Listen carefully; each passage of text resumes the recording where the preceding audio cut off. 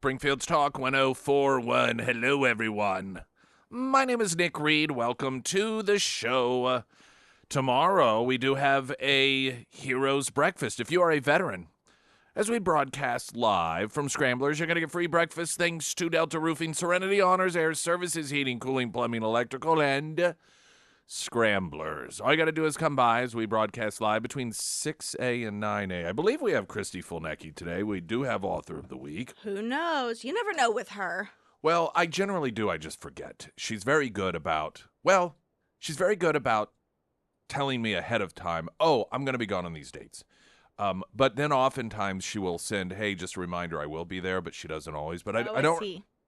But I don't know that she's never failed to tell me ahead of time if she wasn't going to make it. Whenever I say I think she's going to be here, that's not on her. That's on me just not remembering whether or not she's told me one way or another. Yeah, I don't trust her. She's lied too many times about going to happy hour. Oh, yeah, that is true. That is true. Technically, and she is an attorney, she says that she always says she'll try, or she thinks that she can make it. So she leaves herself that legal loophole there. We'll see. No, I do suspect that she will be in the 7 o'clock hour this morning. We're going to kick off here because this is so typical of the current administration, and what I predicted would happen did happen. There was a great deal of talk yesterday about audio that I aired, or did I air it the day before? Was it yesterday I aired the audio of Karine Jean-Pierre on that North Carolina radio station, which she hung up? It had to have been because I did not hear it. All right. So yesterday and it had happened just the day before, had not really received any coverage yet because it had happened relatively recently, and Karine Jean-Pierre had been, she called in to, and it was pre-planned. I mean, this is part of the campaign, which it's a very, very fine line. I suppose technically she wasn't there for the campaign because that would be illegal for her to be on her, as a taxpayer-funded spokesperson for the White House out there campaigning. Violation of law. And that means that she would have been calling a local radio station in North Carolina just to talk on air about things going on in the White House. One of the questions that was asked was one that the host had been told, or listeners had been communicating once it was announced that interview was going to be taking place. Ask her about the mental capacity thing. And of course, it was the standard, how dare you ask me? How dare the citizens question this man? He's brilliant. He's sharp as can be. And then the question after that, and there wasn't any hounding or badgering, and the host was very polite in it, then asked about the economy, and she went on claiming that Joe Biden has brought prices down. The price of groceries are down, which, of course, is in defiance of total reality. And then she said, well, it's just been a great interview. Click, hung up. It was like a minute and a half. She bailed out of the interview.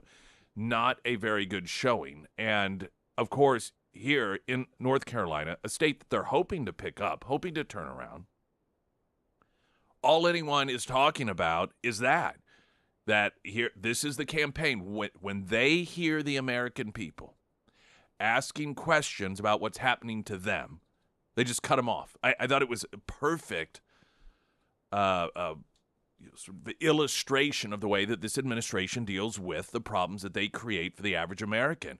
And that's just essentially hang up on them. We don't want to hear it. We told you that you're doing just fine. Click. And so for her to actually do that, I think it was perfect symbolism for how the American people are dismissed by this administration. The White House, of course, having to deal with this, it's just amazing to me how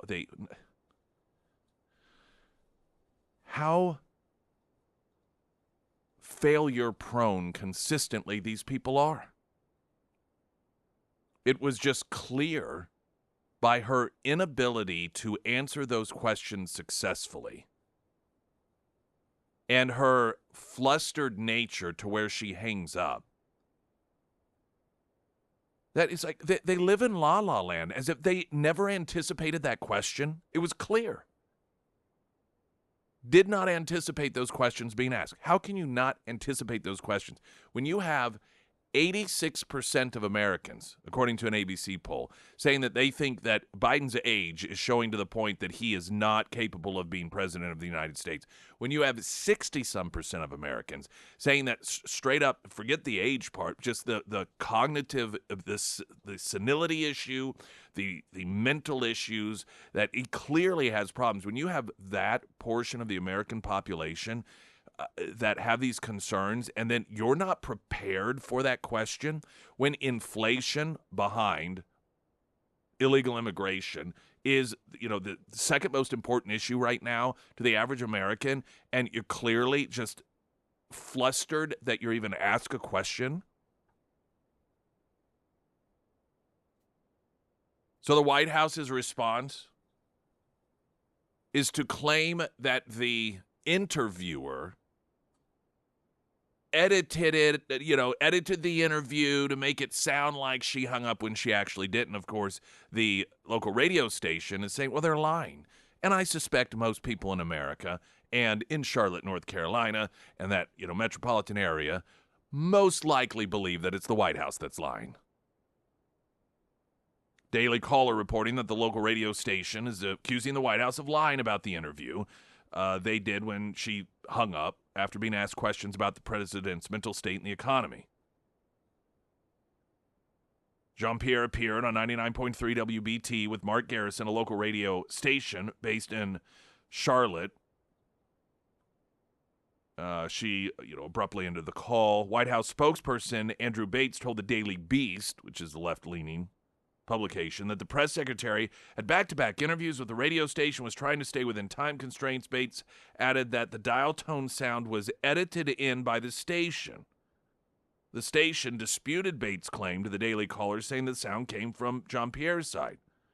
Mark Garrison telling the Daily Caller in an email exchange, the White House assertion that we added a sound effect is nonsense. When she hung up, the phone noise was purely from their end. Now, is it absolutely impossible that the White House is telling the truth and this radio host on WBT is lying? I mean, that's not impossible. But given the history of this administration and their total and complete detachment from the truth, I suspect they're the ones who are lying. And they're the ones who have the most to gain from it, obviously, because it was an absolute embarrassing display and great symbolism for the way that this administration is so dismissive of the problems they've created for the average American in this country. Weather in a moment. Now the latest news update.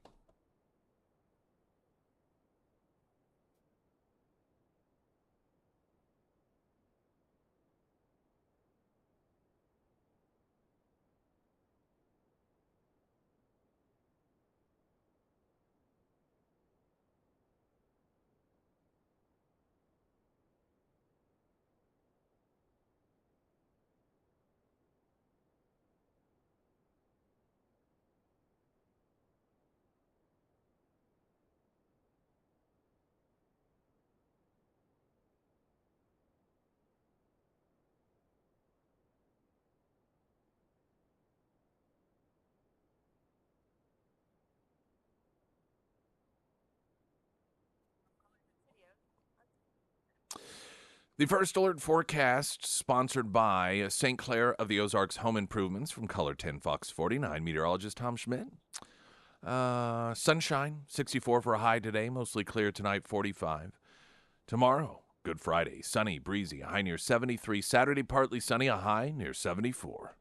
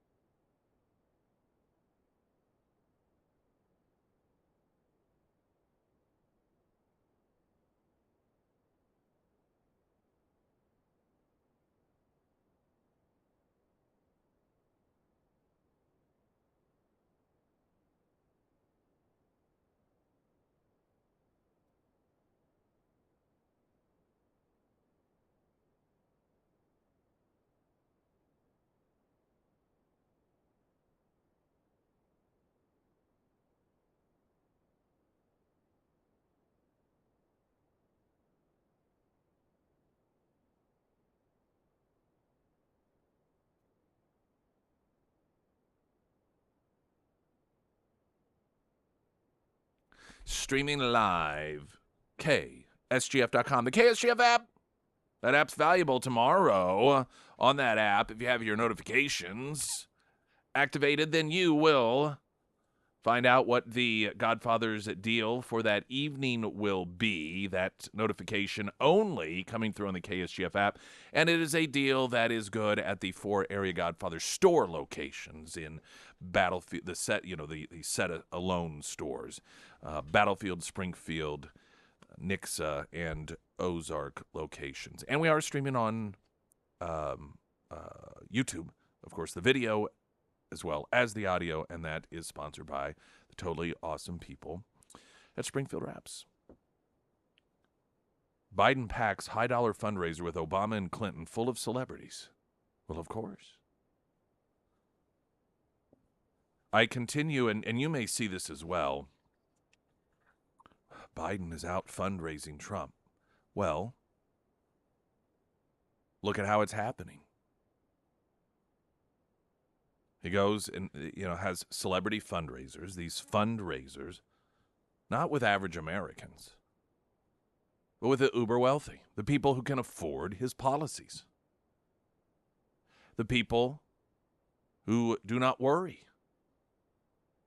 about the cost of going to the grocery store, the people who do not worry about how much it is going to cost to feed their family, the people who do not worry about the declining quality of public education because they pay for their kids to go wherever they want them to go. The people who do not worry about the price at the pump. It's amazing. The people that the Democrat Party claims are the evil, greedy segment of our society, the people who don't pay their fair share. Isn't it amazing that that grouping of people are the people that Joe Biden campaign goes to in order to get money? And those greedy people that are only looking out for themselves, which guy is it they're giving their money to? Isn't that an interesting fact? This is the cognitive dissonance that is required to be a lefty and to be in the national media. You have to portray the uber wealthy in this country as being essentially the reason that there's income inequality. Proof of the evils of capitalism. These are selfish, horrible, awful people who refuse to pay their fair share and then pretend as if the person that they want to be president isn't your guy. And even at that, Joe Biden has to get Clinton, accused rapist and admitted sexual assaulter, and President Obama in order to, it takes both of them to get these people to pony up money. Washington Examiner reporting that Joe Biden will host the high-dollar fundraiser in New York with his 2 Democratic presidential predecessors in hope of reigniting enthusiasm for his 2024 rematch with former President Donald Trump, and those in which they are seeking to get the enthusiasm juices flowing include actress Mindy Kaling, who will be hosting the event at Radio City Music Hall. Not elite at all. The program will feature a discussion moderated by Stephen Colbert. The event will also feature Lizzo, Queen Latifah, Ben Platt, Cynthia Erivo, and Leah Michelle. Uber rich celebrities. And again, I think it is fantastic that we live in a country that you can become so ridiculously wealthy, you don't have to worry about things that the average person has to worry about. Part of the reason that I think that's fantastic is because that doesn't take anything away from me. Despite what those very people want you to believe, them having lots of money doesn't mean that I have less. What does have that negative impact is when they go out and try, sometimes successfully, to get people elected who create policies that cause inflation, that raise our taxes, that raise the price of products because of regulations, whether it's this psychotic EV push or regulations on washers and dryers and hot water heaters, because that does impact my buying power. That does impact the amount of money that you have. This is where I have the problem.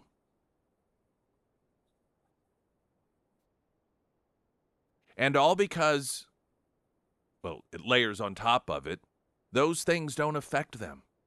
I mean, they just sit around and they trash on it. I guess some of it's just marketing. I think some of it makes them feel better. They back people who claim that they're going to even things out by punishing the rich. It allows these really rich people to feel as if they're really contributing because they are supporting someone against their own personal interest for the good of everyone else. But the reality is, it isn't against their own self-interest. Isn't that convenient for them? It's really a perfect little delusional package of virtue signaling. You get to be really, really wealthy, portray yourself as a martyr. Look at me supporting someone who says I'm bad, that he's going to make me pay my fair share. I am willing to do that to help all of you little people. Meanwhile, they don't actually suffer at all. Who does? The people that they're doing it for. Isn't that just fantastic? So the party of the working man, the party of the poor, the party of the blue-collar worker, the party of the middle-income American is once again rallying up the richest, most elite amongst us, trying to get them excited so, among other things, they can go on social media and tell their fans, oh, yes, you need to continue to support the policies that have diminished your savings, that have diminished greatly, significantly, the amount of buying power you have for you and your family. Not just for today, but for the future. What a wonderful relationship that we have with these people. Springfield's Talk 104.1, I'm Nick Reed.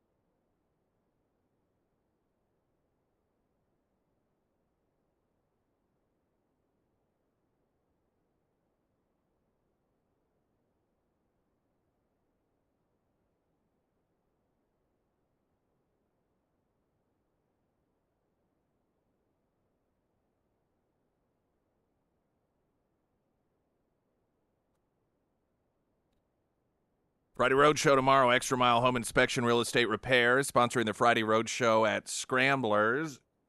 And it's a vet breakfast. Veteran, not veterinarian. We don't want to confuse anyone here. If you are a veteran, come by, get free breakfast at Scramblers as we broadcast live tomorrow from 6A to 9A.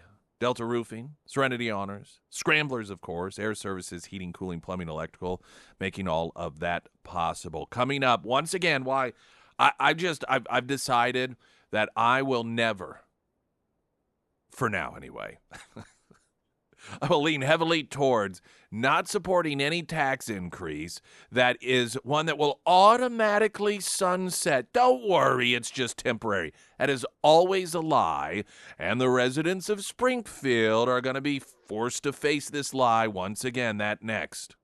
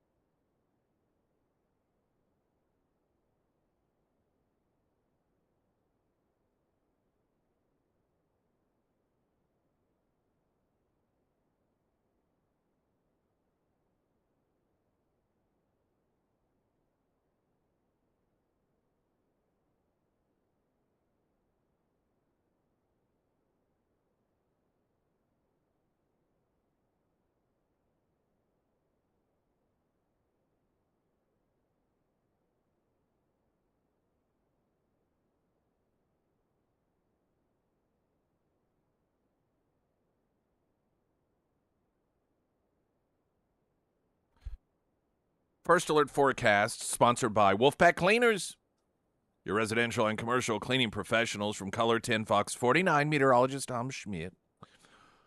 Sunny day today, high near 64. Going to be nice. 45 tonight, 73 tomorrow, and Saturday partly sunny, a high near 74.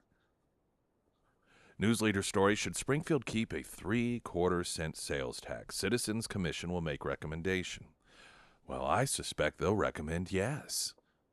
Generally, commissions are set up, particularly in the city of Springfield, to give a predetermined, it's clearly known what recommendation is desired.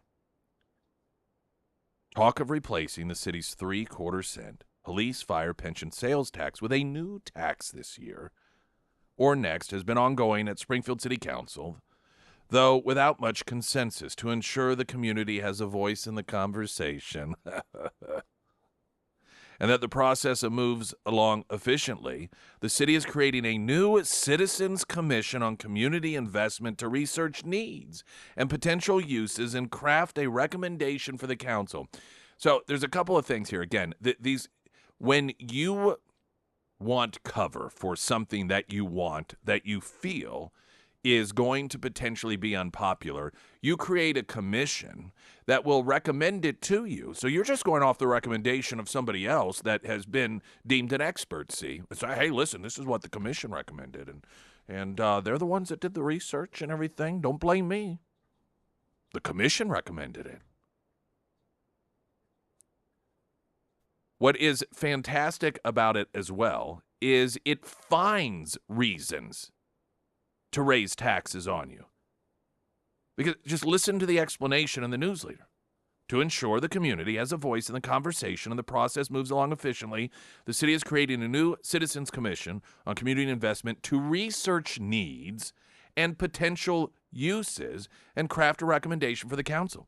So this isn't a situation in which the city's going, listen, we know this 3/4 cent police, fire, and pension sales tax is no longer necessary. It isn't needed any longer. And hey, that was the purpose of it when we asked you for this tax. It was to, take care of this particular situation. We've done that. We thank you. Part of our respect for you and a show of integrity is where we completed it. And so we're okay. That's it. It's done. What we're not dealing with, though, is that and then going, but wait a minute. We, at the same time, have this massive need that was unexpected, and we really don't know how we're going to fulfill this massive need. And so we know that we told you that 3/4 cent tax was going to, be for one purpose and one purpose only, and that's finished, that's done, and so forth. But here is this other need that we've got to take care of, and this is a possible solution for that. That's not what's going on. They're creating a commission to go out and find reasons for it. They're going to, quote, find needs. Do we not understand what's wrong with that picture here? As plainly as can be put, they are looking for reasons to tell you that you need to raise taxes. This is how their minds work. See, in their minds, that money is theirs, and it's going away, which means like you're getting away. They're missing out on something. They're going to have less of your money, and they've got to figure out some reason, some justification to keep that. And that they acknowledge it by saying, we're going to set up this commission, and we're going to find some needs. Oh, are you now? How about this?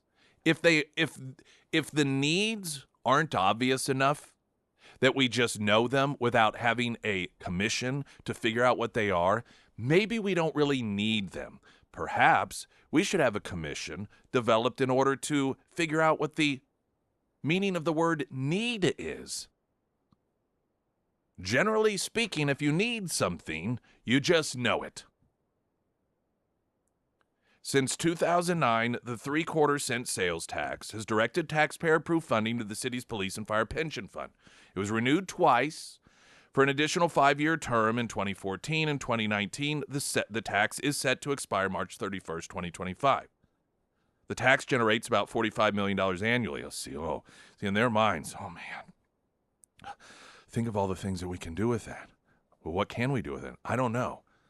We should get a commission to find out all the cool things we can do with that money. And the pitch that they give, of course, is that, well, it's just temporary, which it never is. But then they tell you it's only 0.75%. Well, that's nothing. If it generates $45 million annually, that's $45 million that comes out of the private sector. So while they try and pitch it to, see, they try to have it both ways. On one hand, they try to downplay the economic impact by telling you on an individual level, oh, it's barely anything. It's not even a penny, 0.75 of a penny. But then when it comes to all the cool things or the reasons that they, quote, need it, they tell you about how much it is. It's $45 million a year. All right, so it is a pretty significant economic impact. You are talking about sucking a significant amount of money out of the private sector. $45 million a year out of the private sector. According to the most recent actuarial report, as of July 30th, the pension system was 90.7% funded, meaning another 5-year renewal of the full tax is not necessary. With the tax soon to expire, upcoming city leaders have described a possible replacement as an opportunity to create an additional revenue stream without increasing the overall tax rate for those who shop in the city. And this is the other trick. And this is why all of this, the sunsetting tax pitch is such a scam. It is such a scam. They know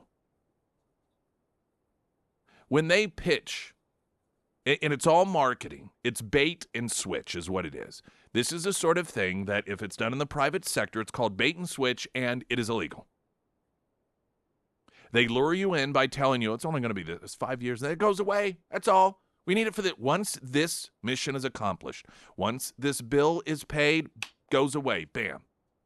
Then that time comes, well, now wait a minute here. The same people, the same institution, the same city, the same council, the same municipality, and this is pretty consistent all over the country, who sold you on the idea that it was temporary, who based on their word and their integrity, once the mission was accomplished, then you no longer had to pay the tax, come and give you a reason why you need to keep paying it. And then the marketing is, oh, you don't even have to raise tax. It all stays the same because you've been paying it anyway, of course. Imagine if it worked that way in the private sector. Bought a vehicle, took out a loan, 5 years. 5 years comes about, and they're like, you know what? We've decided that we're just going to go ahead and have you continue to keep making the payments. But it's not an increase in payments or anything. You're not out anything because you've been paying it all this time anyway. Now, what would you say? No, I don't think so. Because it's dishonest.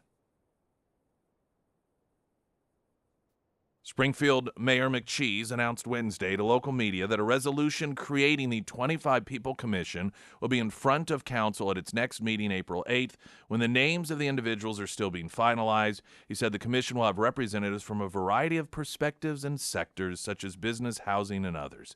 There will be different views, as there should be. Talking through all of this, there's going to be a lot of advocacy, and I'm perfectly fine with that. Yeah. There will be advocacy for reasons. I mean, this is the whole point. It is pretty, I wouldn't say amazing, but just, it's a demonstration of how much of this is theater. Because it's fully, I don't know, saying the quiet part out loud, I guess, to some degree, when you have the mayor being like, there's going to be a lot of advocacy. Oh, so in other words, as I said, this commission is to advocate for this tax increase. And I call it a tax increase because it is set to expire and it will go away unless these people get their way, and then it goes right back up immediately. Mayor McCheese said, let's hear what the people have to say and how best to use this. It's a great opportunity for our community. See, it's already in his mind that this is all predetermined.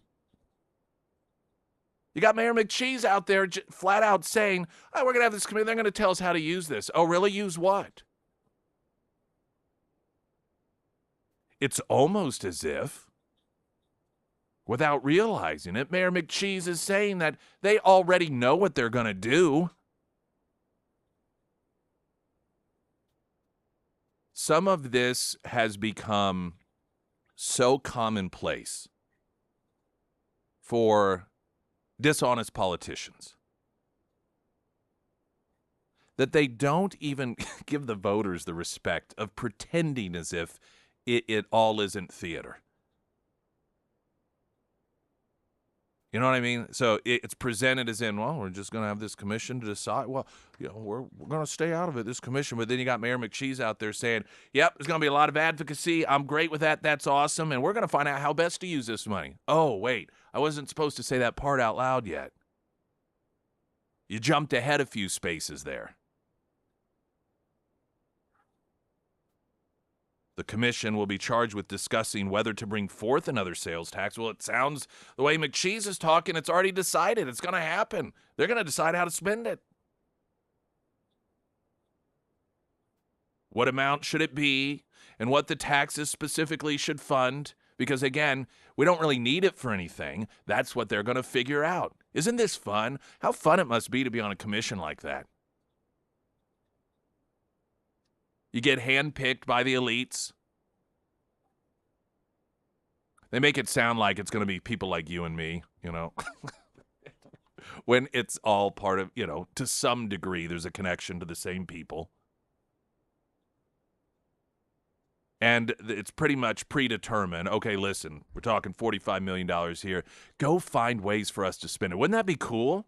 That'd be a fun gig. It's like a $45 million spending spree of other people's money. This is why anytime any government entity pitches something to you as, oh, it's just temporary, it'll sunset, it goes away. Never, ever. That is no different than the scary guy in the van pulling up to an elementary school saying, here's free candy. Oh, it's just free candy. It's wonderful. You don't have to worry about anything. You're getting pulled into the van. Just as sure as you're going to have government tell you, oh, no, it doesn't need to be temporary after all. Oh, really? Well, that's a shocking turn of events. These people are it's almost lazy how predictable these people are. Springfield's Talk 104.1, I'm Nick Reed.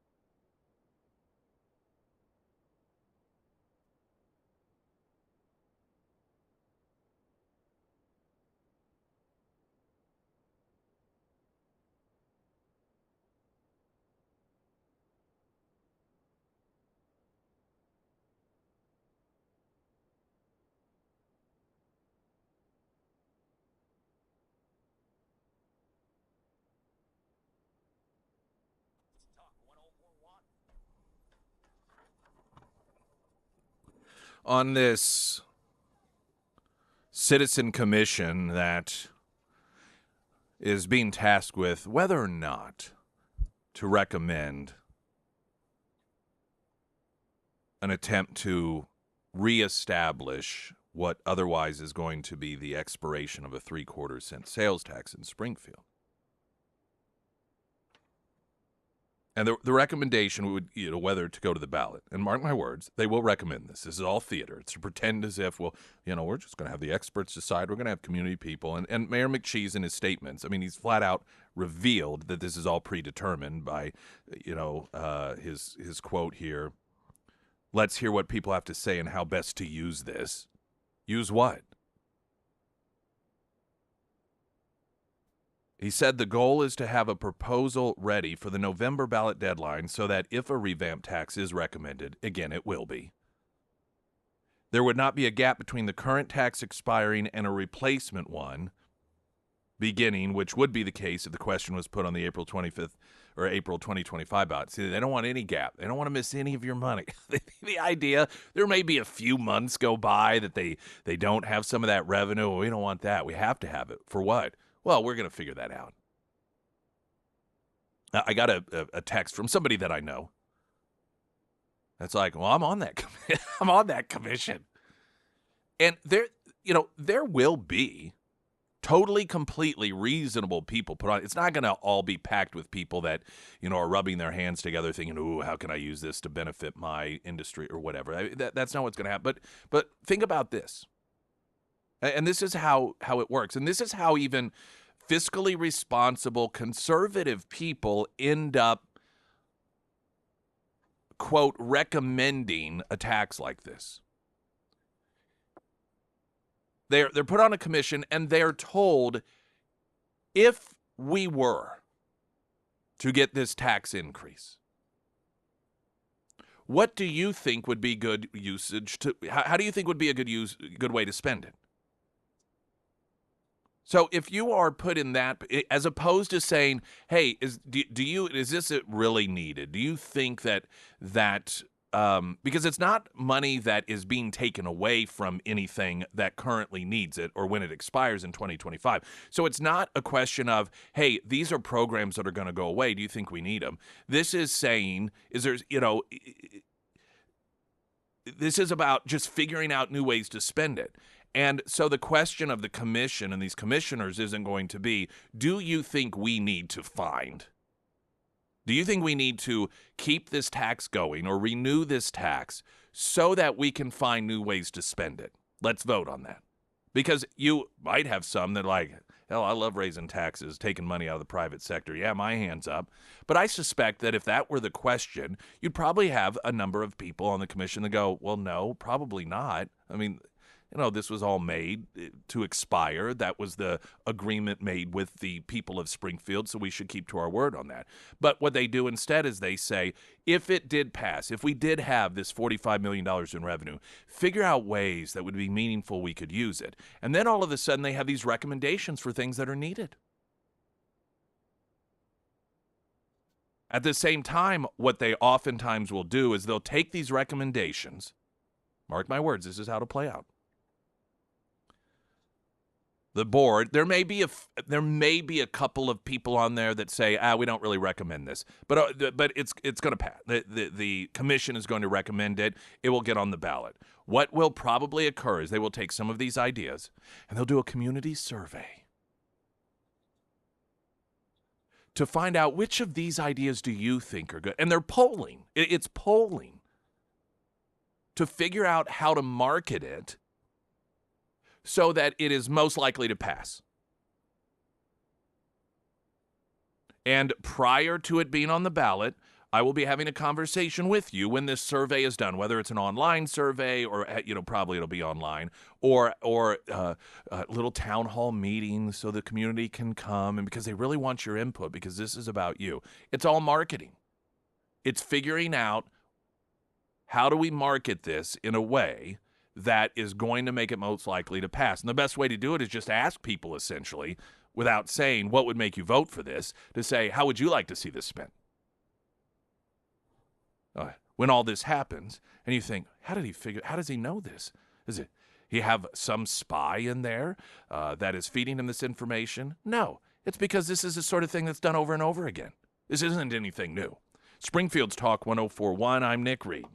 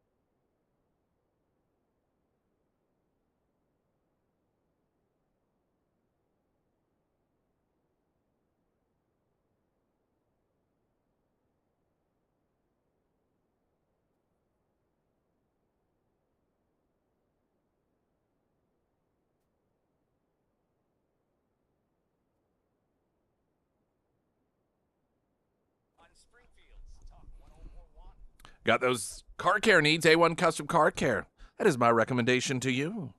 And don't forget, you've got a show right here at A1 Custom Car Care, co-hosted by Sarah Myers. That's right. Every Saturday morning. Mm-hmm. What time is that? 10? 10 a.m. 10 a.m. You can hear it. And then the on-demand section, it's That's there. right. Yeah, so Yep, if you miss any typically. of it. They really part of the reason they've done that for years is because they want you to be as informed as possible. Clearly, the average person doesn't go through the level of training they do, especially A1 Custom Car Care. I mean, they're constantly sending their people to different conferences and with the ever-changing technology to keep up to date with that.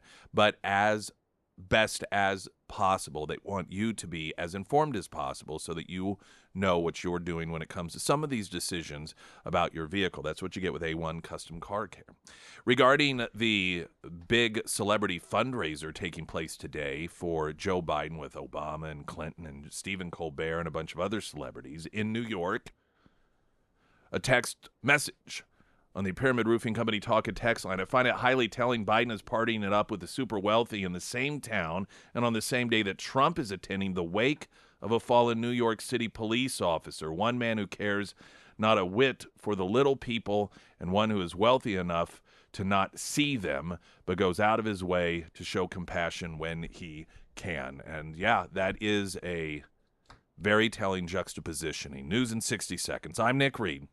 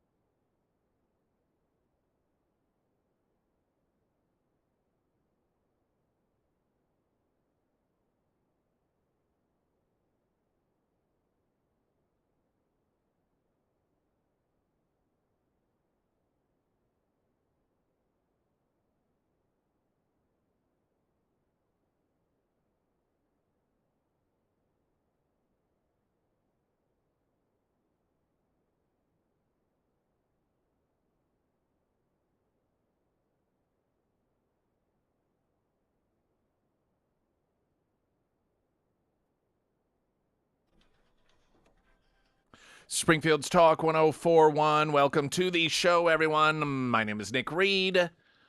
Your chance for the next 2 hours to get yourself another pair of those solar glasses. Is that what they're even called? I think I so. always Solar get there. eclipse Solar glasses. eclipse glasses. You can look at the sun. It doesn't even, apparently, it does not even have to actually be eclipse for you. You can just look at the sun with these things. I know. We learned this, that's how apparently one of our brilliant employees tested them to make sure that they were legit by putting them on and looking directly at the sun. Well, I'm glad he did, so our listeners didn't have to worry about that. Yeah, that's right.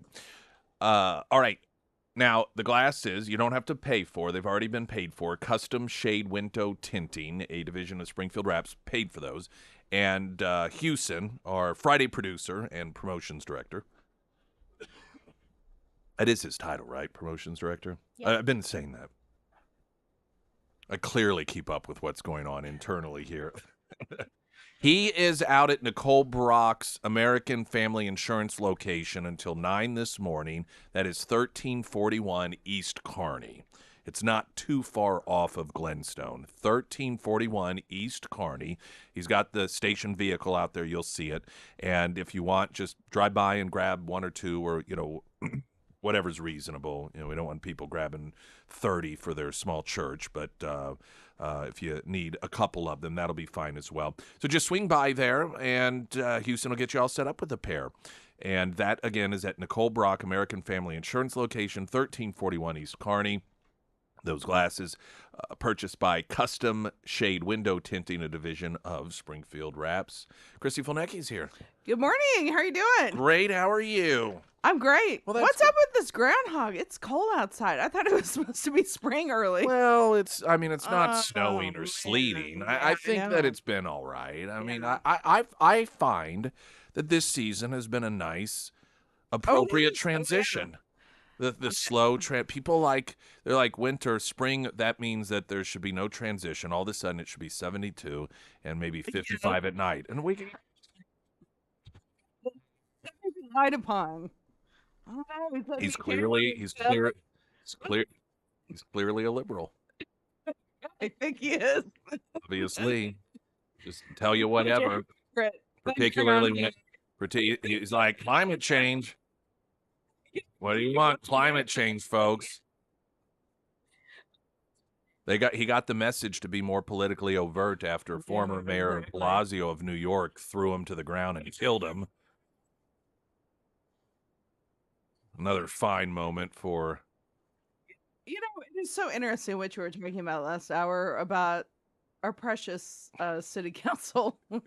Who's just so trans. They miss me there.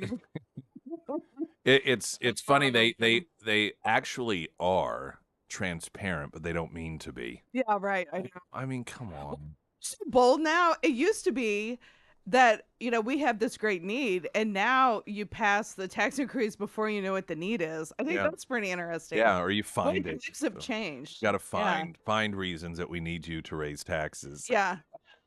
Well, you know who this is coming from? This is coming from the unelected officials. This is coming from the staff.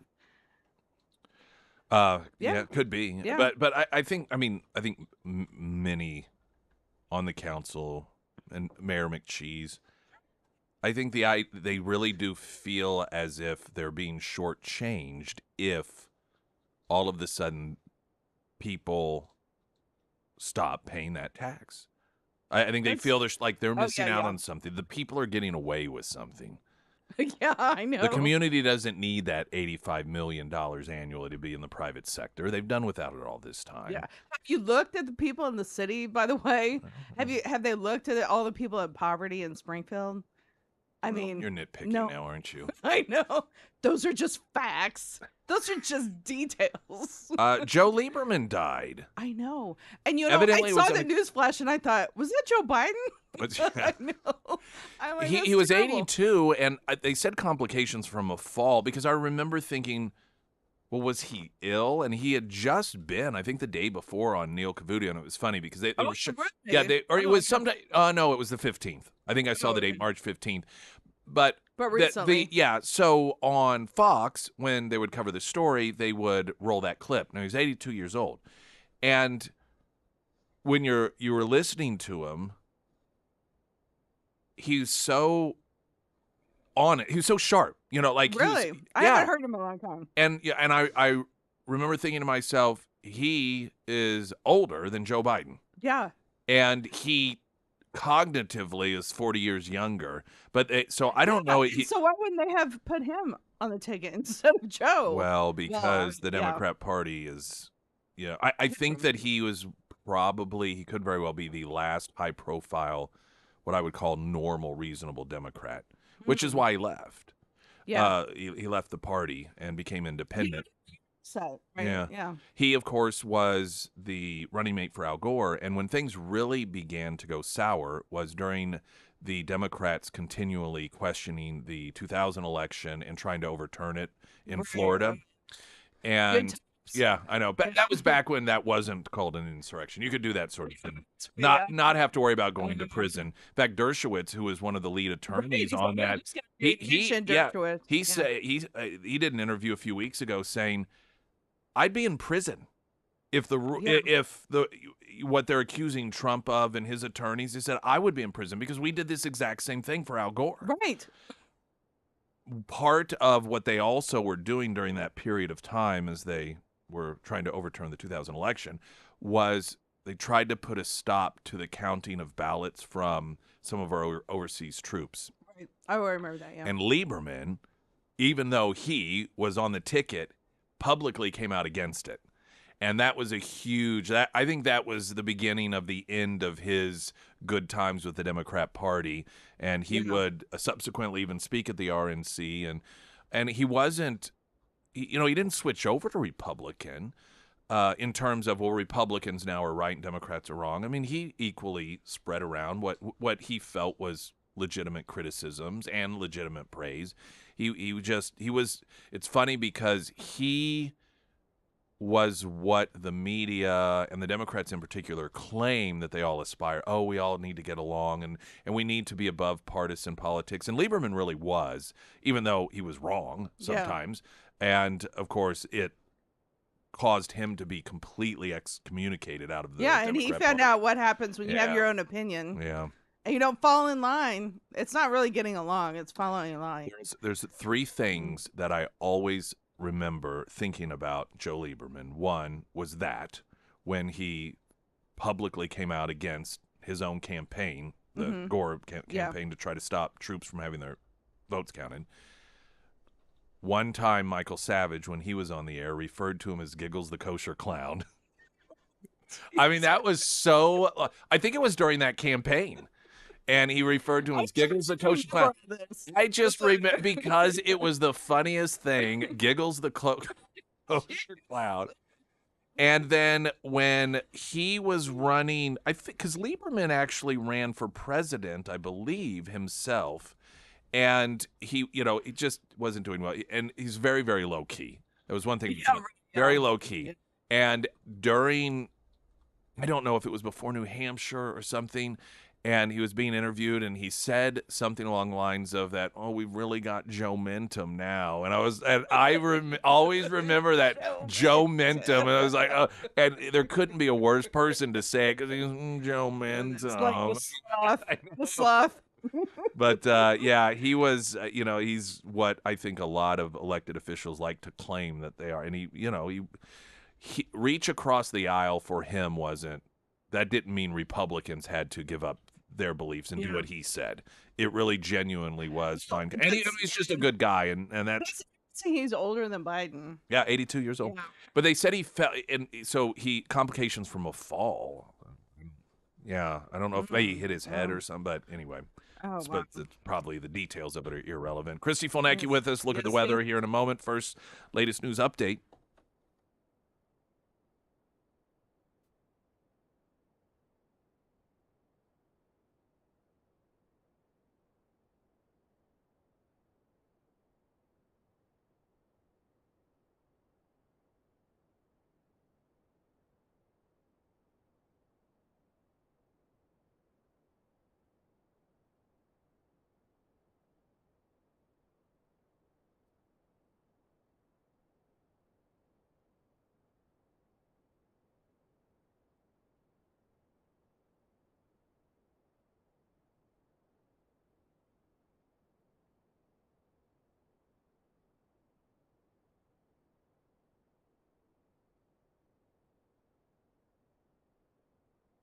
Sarah Myers, everyone. Thank you. Ventilation on your roof. It's important. If your roof is not properly ventilated, it can actually lead to a slew of problems, and that can include blistering. Now, that blistering, it can lead to premature granule loss, which can then lead to needing a new roof prematurely. So how do you know if your roof has the wrong ventilation? Well, one, if you pull up in your driveway and you notice shiny black spots forming on your roof, that is actually a sign of blistering that is starting to form. And two, hiring a professional roofing company to come out and do a roof inspection for you to check for all of these issues. So I want to recommend Josh and his team over at the Pyramid Roofing Company. I've used them. I couldn't be happier with the work that they did at my house. They were thorough, they were honest, and I feel like I can rest easy every single time severe weather rolls through the Ozarks. So if it is time to go ahead and schedule that roof inspection, go ahead and give Josh a call today. You can find all of that contact information for the Pyramid Roofing Company under the Sarah's Endorsements tab at ksgf.com.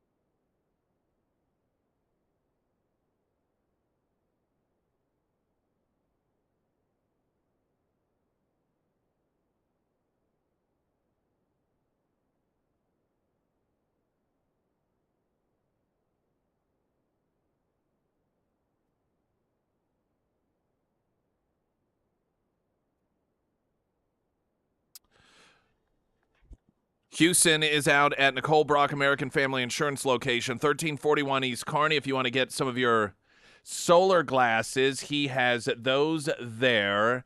Sponsored by Custom Shade Window Tinting, a division of Springfield Wraps. He'll be there until 9 o'clock. Christy Fulnecki with us. Yes, good morning. Oh, so latest on the old J6ers. You yes. Continue your represent. I've had, for whatever reason, a number of people recently just ask, like, well, what does she do?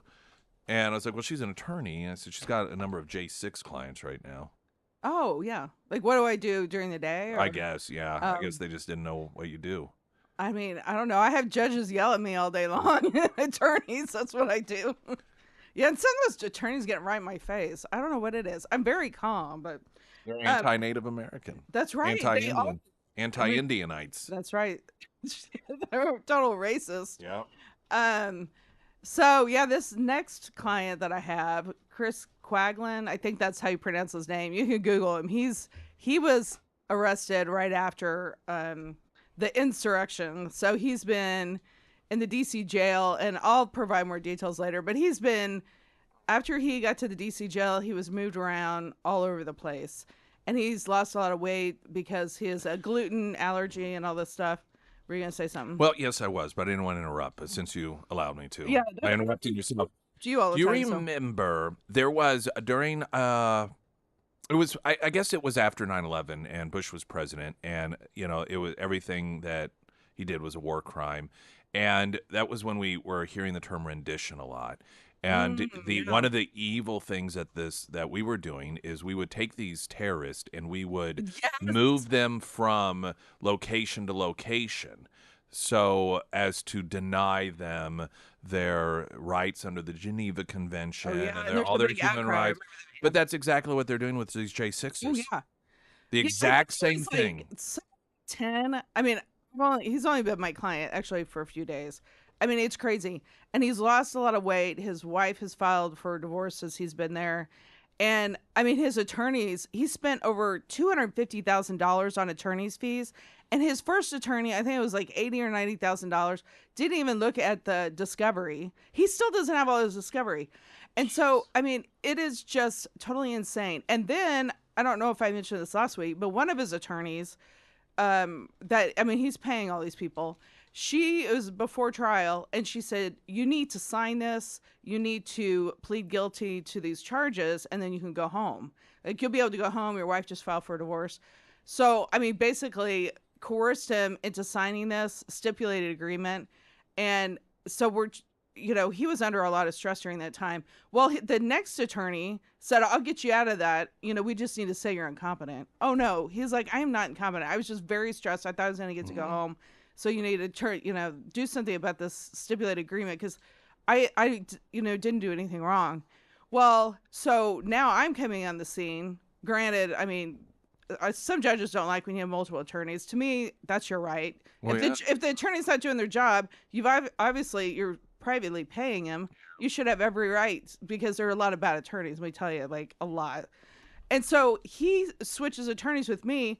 Well, yesterday, I told the deputy, it's such a racket.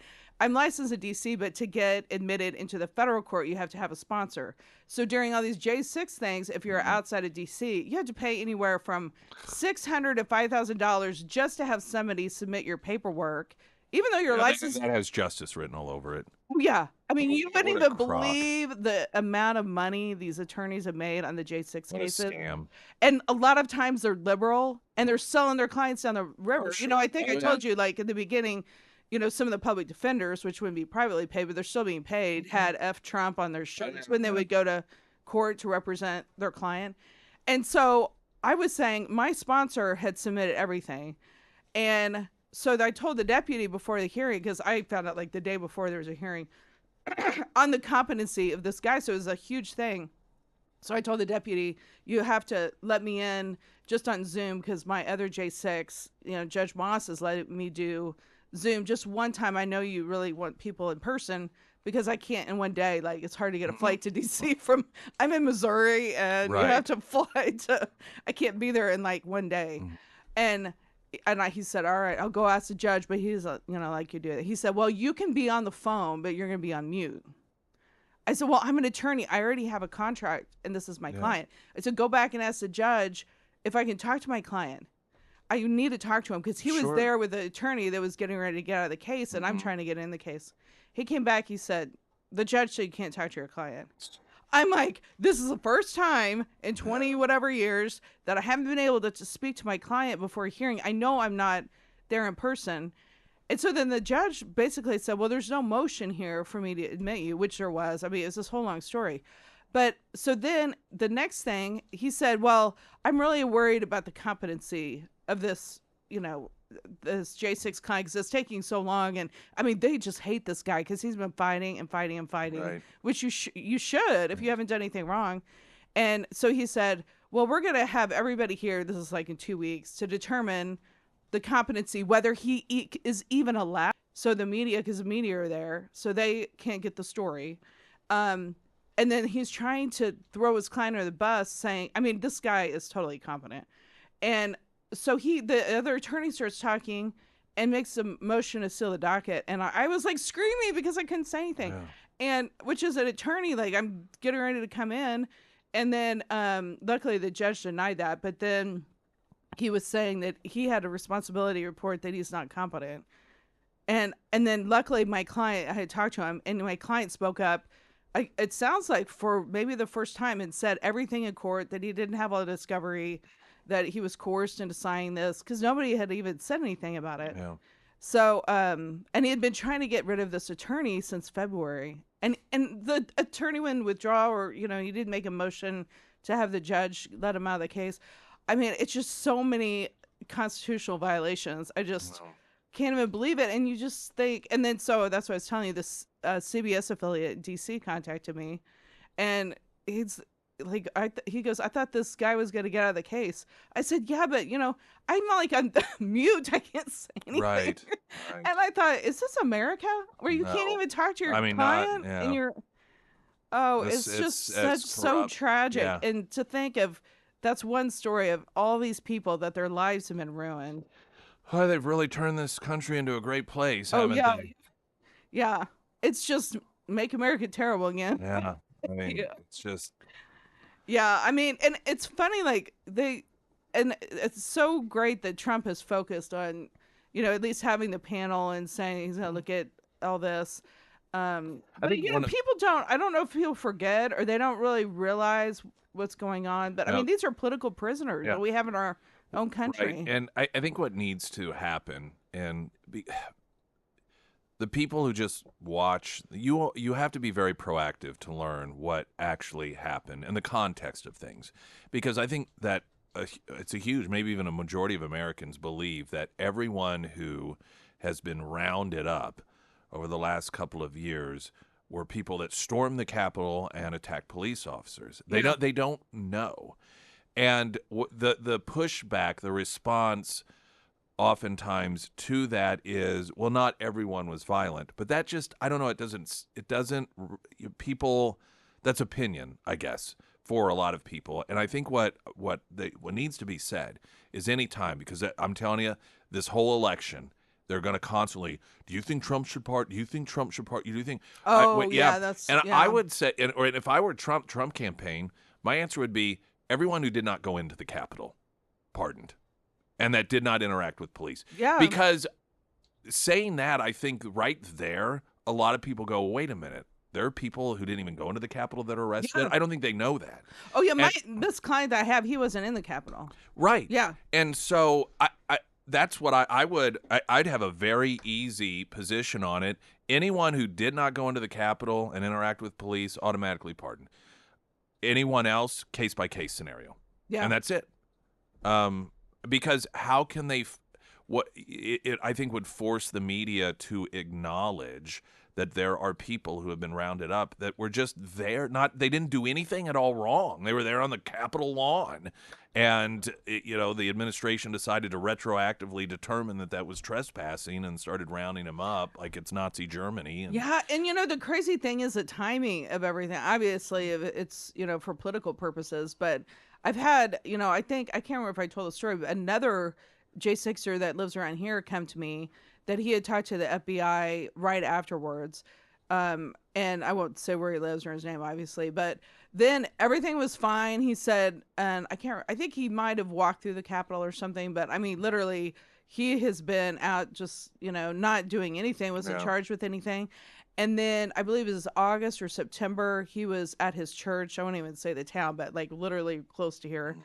He was at his church and the cops showed up and arrested him on Sunday at church right in front of everybody. And nobody knew, what happened or anything. Sending a message. Yeah. What they're doing. 2.5 years later, you're a real danger to the community if you've been under surveillance for that long. And then all of a sudden you want to make a statement and go do it on a Sunday. Yeah. Well, they'll get theirs in the end. Yeah, I know. That's God right. knows. That's right. I know. Springfield's Talk 1041, more with Christy Fulnecki coming up. Also, Houston is until 9 o'clock this morning. Our Friday producer and promotions director, he is out at Nicole Brock American Family Insurance location with those solar eclipse glasses for free, purchased by Custom Shade Window Tinting. That's a division of Springfield Wraps. So if you need a pair or two, just swing by there. It is at 1341 East Kearney.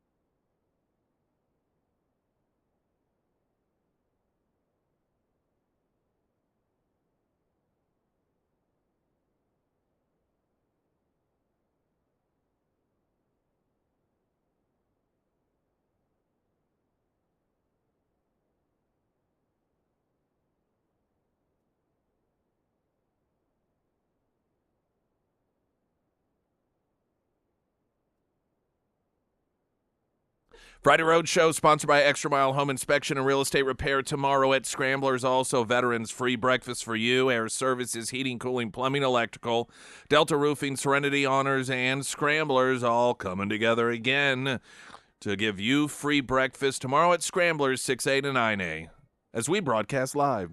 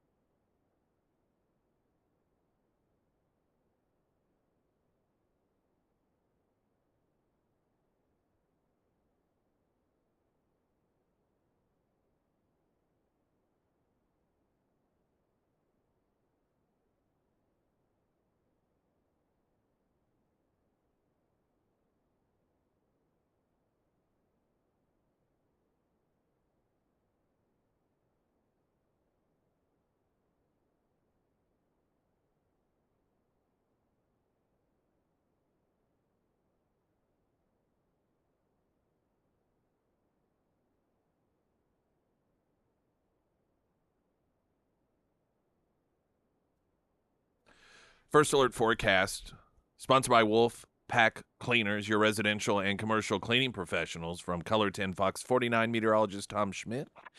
It is going to be a sunny day, high of 64, 45 for an overnight low. Tomorrow, 73, and Saturday, partly sunny, high of 74. I have some audio I want to play, but it's make one other point. Okay. You know, whenever anytime someone refers to as the J6ers as political prisoners or receiving treatment that is disproportionately harsh and the Yeah. conditions being disproportionately harsh. And the media dismisses that and mocks that. Why doesn't the media demand to go in and see the conditions? Right. Why don't they demand to see that? You know, I- whenever Trump was president and the whole kids in cages things were going on, they were demanding to, have access there. Whenever there were allegations of poor treatment of terrorists at Gitmo, Yeah. they pitched a fit about it. Oh, You yeah, had the yeah, attorneys on camera. I mean, we were wringing our hands over this isn't who we are, and we shouldn't, how is it that we can lead the world and expect terrorists not to be terrorists if we treat them this way? Yet here, Americans, there are these allegations of treatment in a manner that's not consistent with other prisoners. Yet, amazingly enough, they have no interest whatsoever. Yes, right. You would think if they thought it wasn't true, they would seek out to prove that. Isn't that amazing that they have no interest in seeking to prove that it's not true by saying, okay, well, let's see how let's interview some of these prisoners. When they first were being beaten and everything, that did not come out. And I don't even remember that being a big story. Oh, of course But, it was. Yeah, it was only because some of the congressmen were talking about it that it was even an issue. And so, and then, that was right after it happened 3 years ago. And then it's still like the conditions, they might not be physically beaten still, but at least when my other client in October and November, when they were there, there's still water and rats and like third world conditions. But again, there's no media. No, I mean, they don't care. They don't care. I mean, that's what I'm like, who is in charge? Obviously, the district of the D.C. jail that a congressman can't even get into the jail. And it tells me the media knows, or at least suspects it's true. Because, again, if yeah, it that's wasn't, right. they would do everything they could in order to discredit show them, that it's yeah. not true, that these people are just making this up. Yet, I don't know if I've not heard. They just don't do it, and we know why. All right, so I have some audio here. There's Vanderbilt University. This is Nashville, Tennessee. And there was a protest, a sit-in by a handful of students. And so this whole thing was based around the BDS movement. This is defunding anything that has connections to Jews, disinvesting from any companies that do business with Israel. And so there were some anti-Semitic students on campus that wanted students to vote on banning student government funds from going to businesses that have any connection to Israel. And the university is like, well, we can't do that. It's a violation of state and federal laws. So these anti-Semites were Just a little thing. yeah. So the anti-Semitic students were very upset by it. And at one point, some of the protesters, because they were in such the conditions of their protest after just a couple hours became so horrific. Oh, They placed are you a kidding me? I don't even want to hear this. placed a 911 call. We just got Toxic done. shock. Yeah, there's a female student who's being denied the right to change her tampon that has been in for multiple hours, which leads. Right, so then you should understand. Okay, what you are not hearing is that if she stands up to use the restroom to change her tampon, they are threatening arrest. So it is not an option for her. Yes, ma'am, I do. That is an emergency.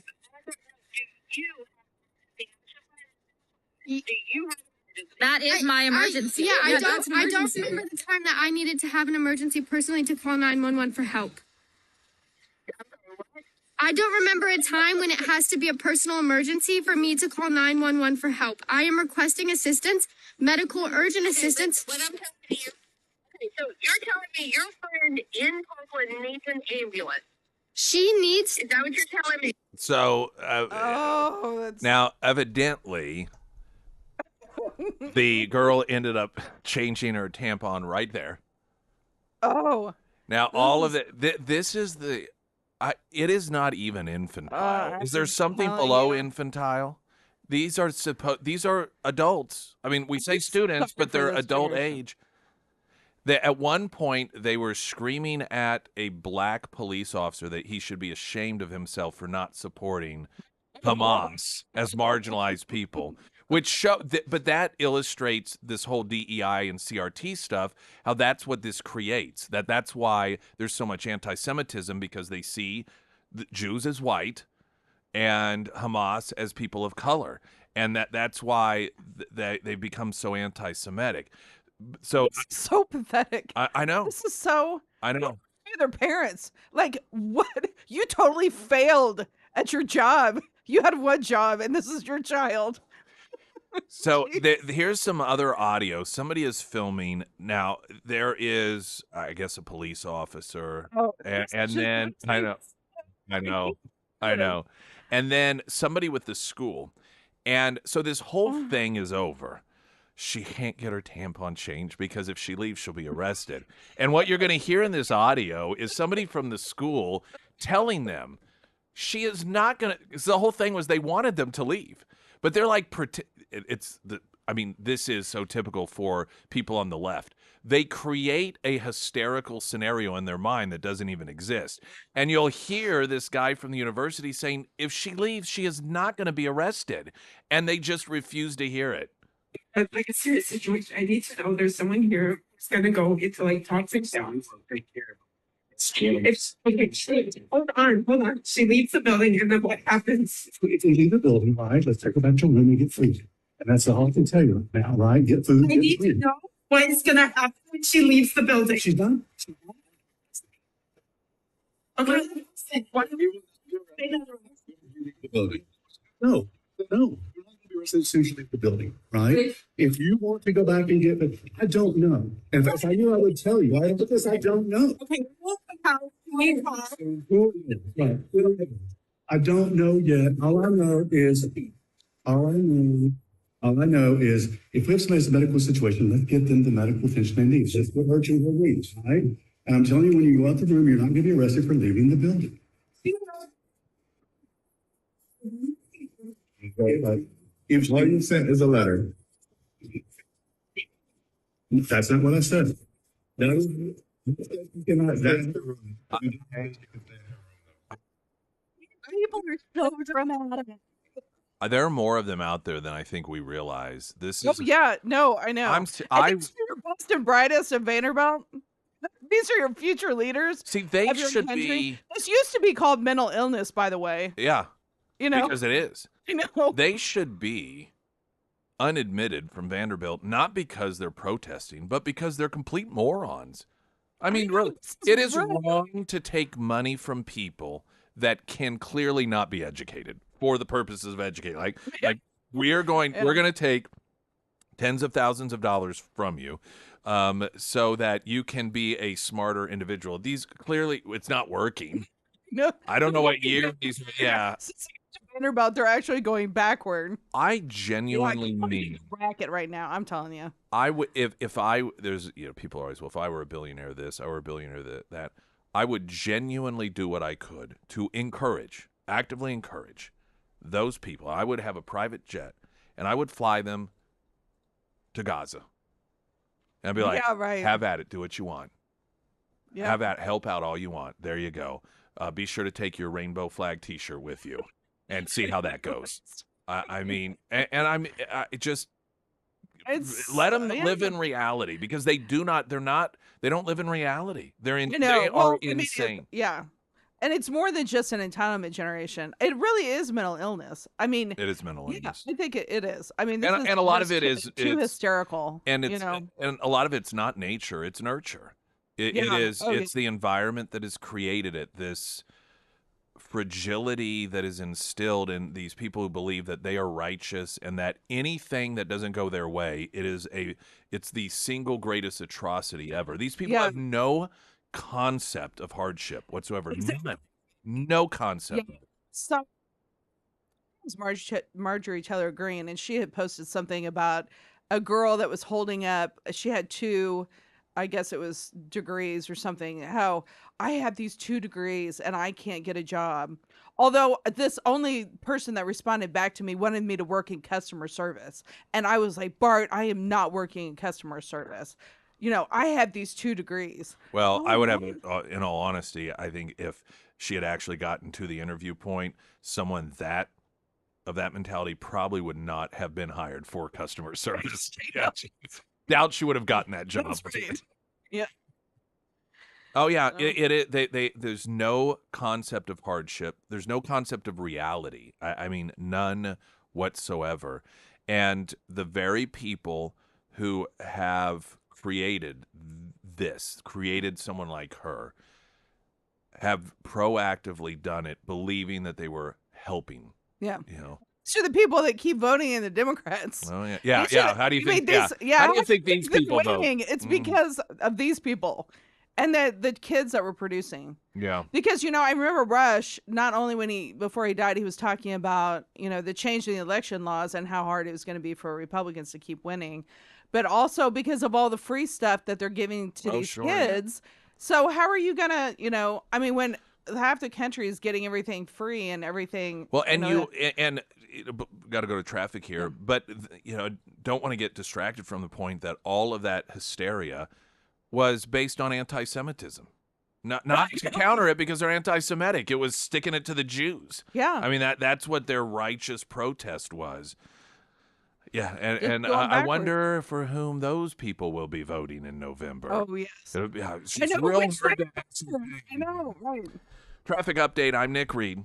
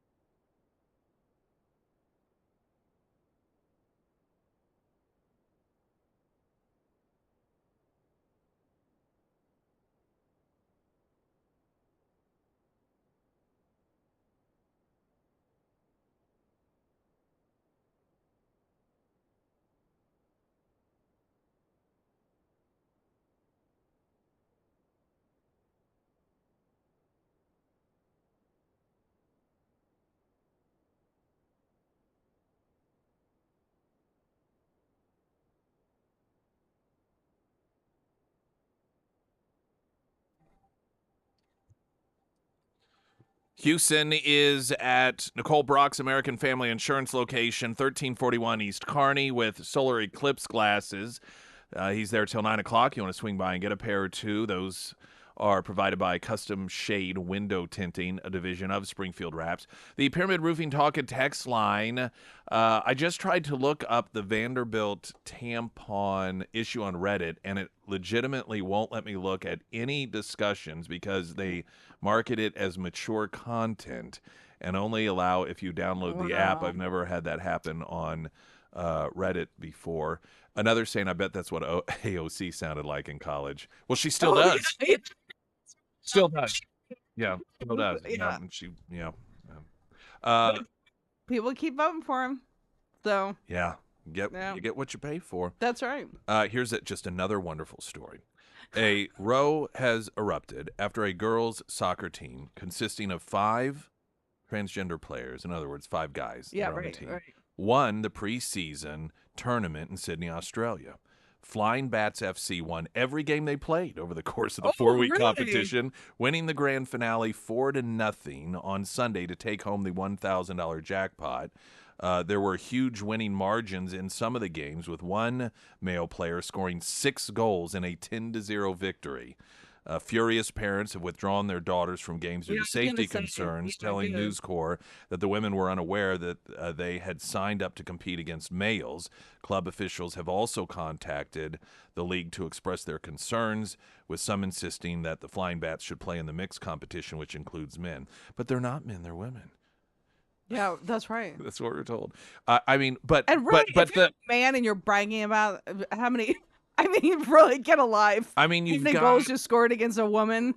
and you're talking 10-0, and of course, people oftentimes play off the stereotype of soccer games having very low scores. And here you've got the team with that. They just go through, they obliterate all the others. But of course, we'll be told the response, the pushback on this from the left is, but there's no scientific study that says that there's an advantage physically for males.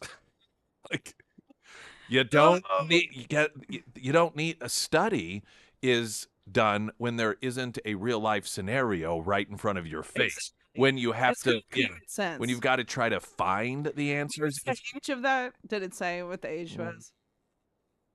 People just, I mean, that parents are pulling in these situations. I mean, they're obviously minors. Yeah. So I'm don't not participate sure. if your kids are involved in that. No, I would totally pull my kids from that.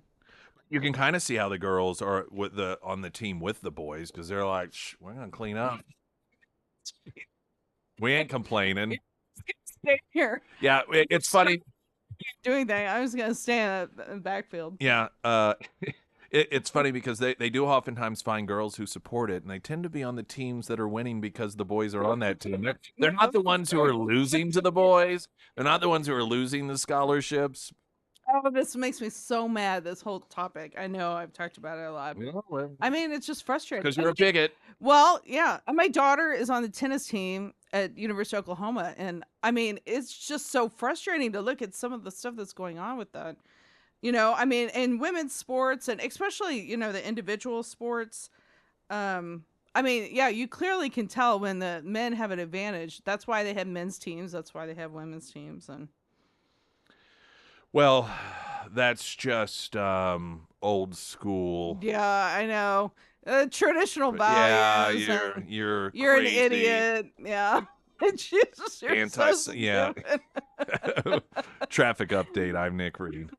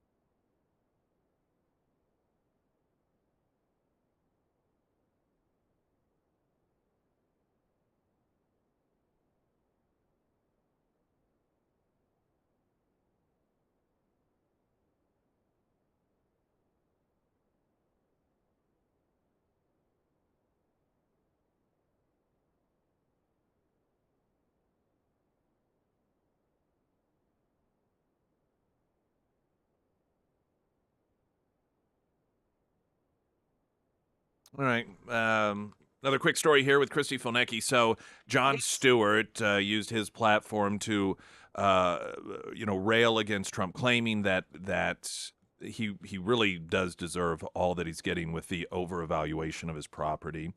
Well, evidently, it's been reported that Stewart allegedly overvalued his New York City penthouse, which sold in 2014 for $7.5 million. According to the assessor's records obtained by the New York Post, his property had an estimated value of $1.8 million, The actual assessor evaluation was even lower at $847,000.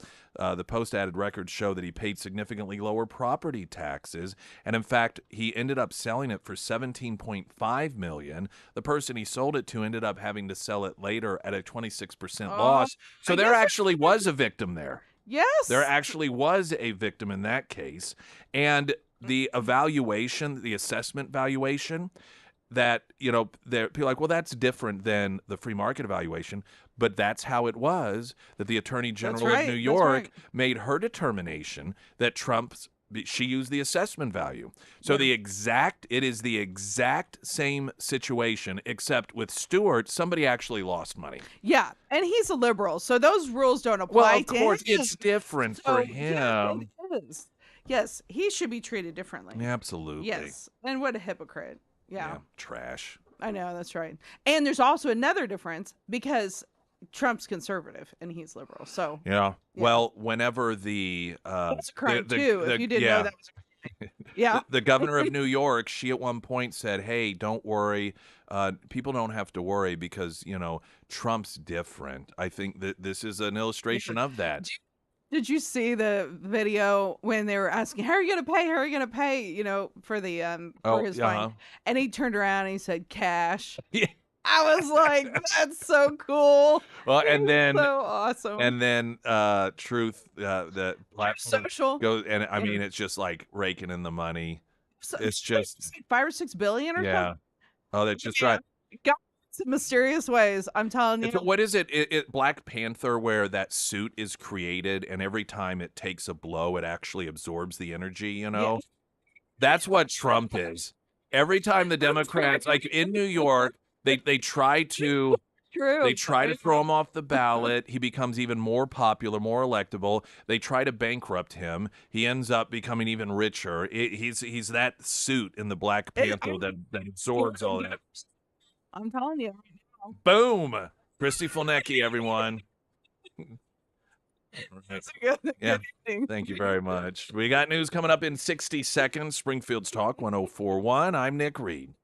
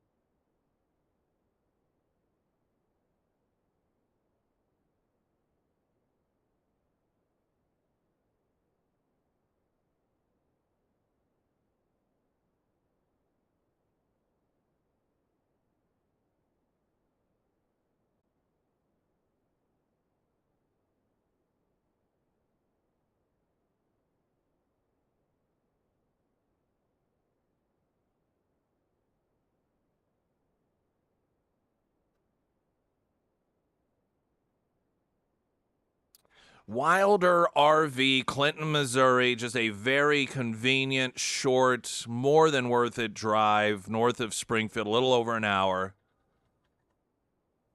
If you've never explored the purchasing of an RV, you may have an erroneous understanding of what the costs are. But I was up there a few weeks ago looking at some of those that could easily sleep an entire family. The monthly payment is around the same thing for a night at a nice hotel room. For one night. For an entire monthly payment. Point being is it can be much, much, much more affordable. And if you do like to travel around, can actually save you money while you're investing in this recreational vehicle as well. So you got a little capital being built up. And it is just a great way to get away from everything, whether you want to travel across the country or just travel 30 miles away, just getting outdoors while having the ability to be indoors somewhat and out in the nature. It just changes your entire mindset. It really, truly is good for your mental health. And those of you who already live that life, you know it. I recommend to you as well, if you don't currently have a relationship with Wilder RV, you make one. But if you haven't done this before, you've thought about it but thought it was outside of your price range, I definitely recommend you check it out, because you may find yourself very, very surprised at how affordable it can be for really nice accommodations. WilderRV.com is the site. You can also find them KSGF.com under Nick's endorsements. We've got Author of the Week, sponsored by ABC Books, coming up in moments. First, the latest news update.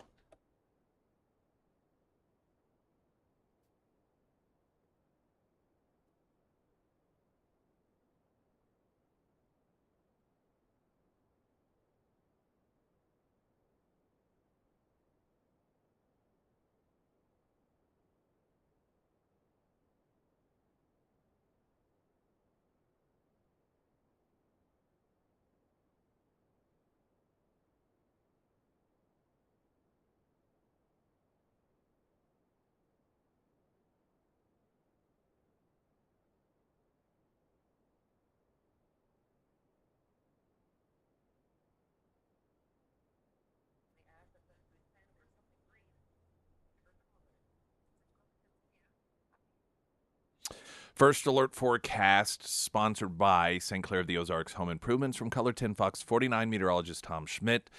Sunny, 64 today, 45 tonight, 73 tomorrow. Saturday, partly sunny, 74.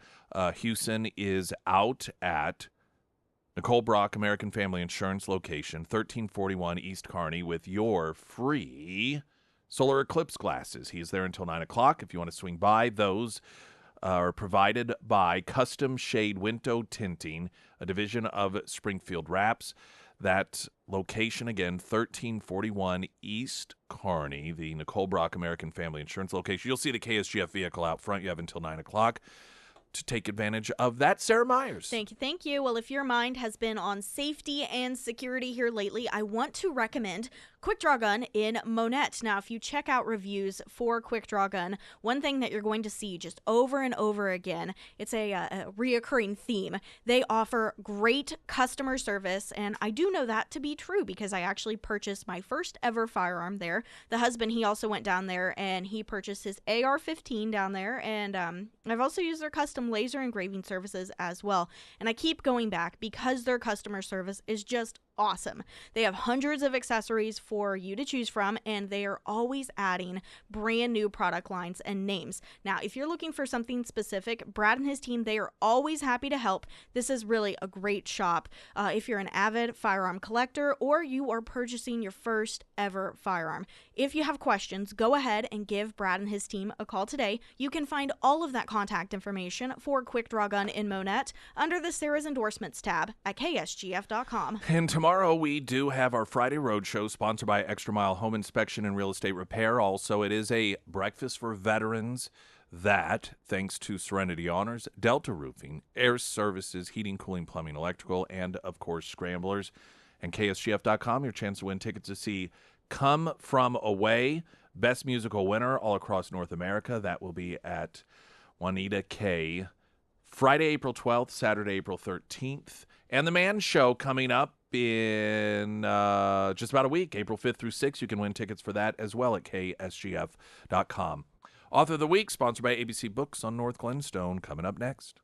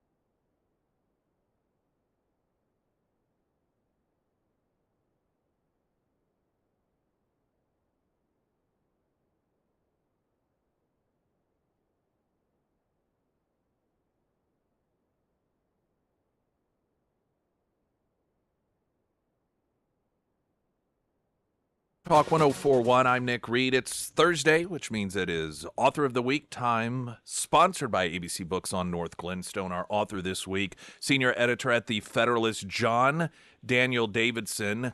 And the book title is Pagan America, The Decline of Christianity in the Dark Age to Come. And I gotta say, out of the gate, doesn't sound real sunshiny. No, it's not. The decline of Christianity is not a sunshiny topic. And certainly I want to be clear. That's my main goal in writing the book and helping people understand what it means for Christianity to decline and recede from public life in America. And the implications are rather huge. So I really want to get across to people, what to expect. Now, I believe we're seeing a very deliberate effort to force along at an even greater speed the decline of Christianity and the demonization of it. This talk of Christian nationalism we're hearing from the left, I believe it's to take people who maybe aren't necessarily Christian and to make them fearful of the Christians so that it is easier to continue with the decline of Christianity. Do you see that as deliberate as well, or is it just the natural evolution of things? Both. So the irony about this idea that Christian nationalism represents a big threat to American public life or American political life is that Christianity is declining rapidly in the United States and across the Western world. When you look at church attendance, church membership, the frequency with which children are dropping the faith of their parents, across all indicators, and this is well documented for going on years now by major, pollsters like Pew and Gallup, and I get into that in the book. But Christianity is going through a precipitous decline.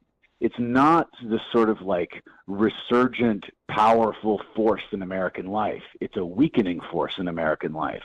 And I think that the elements that are causing it to weaken and decline kind of smell blood in the water, right? And so the further demonization, the further attack on Christianity that we see is part of that.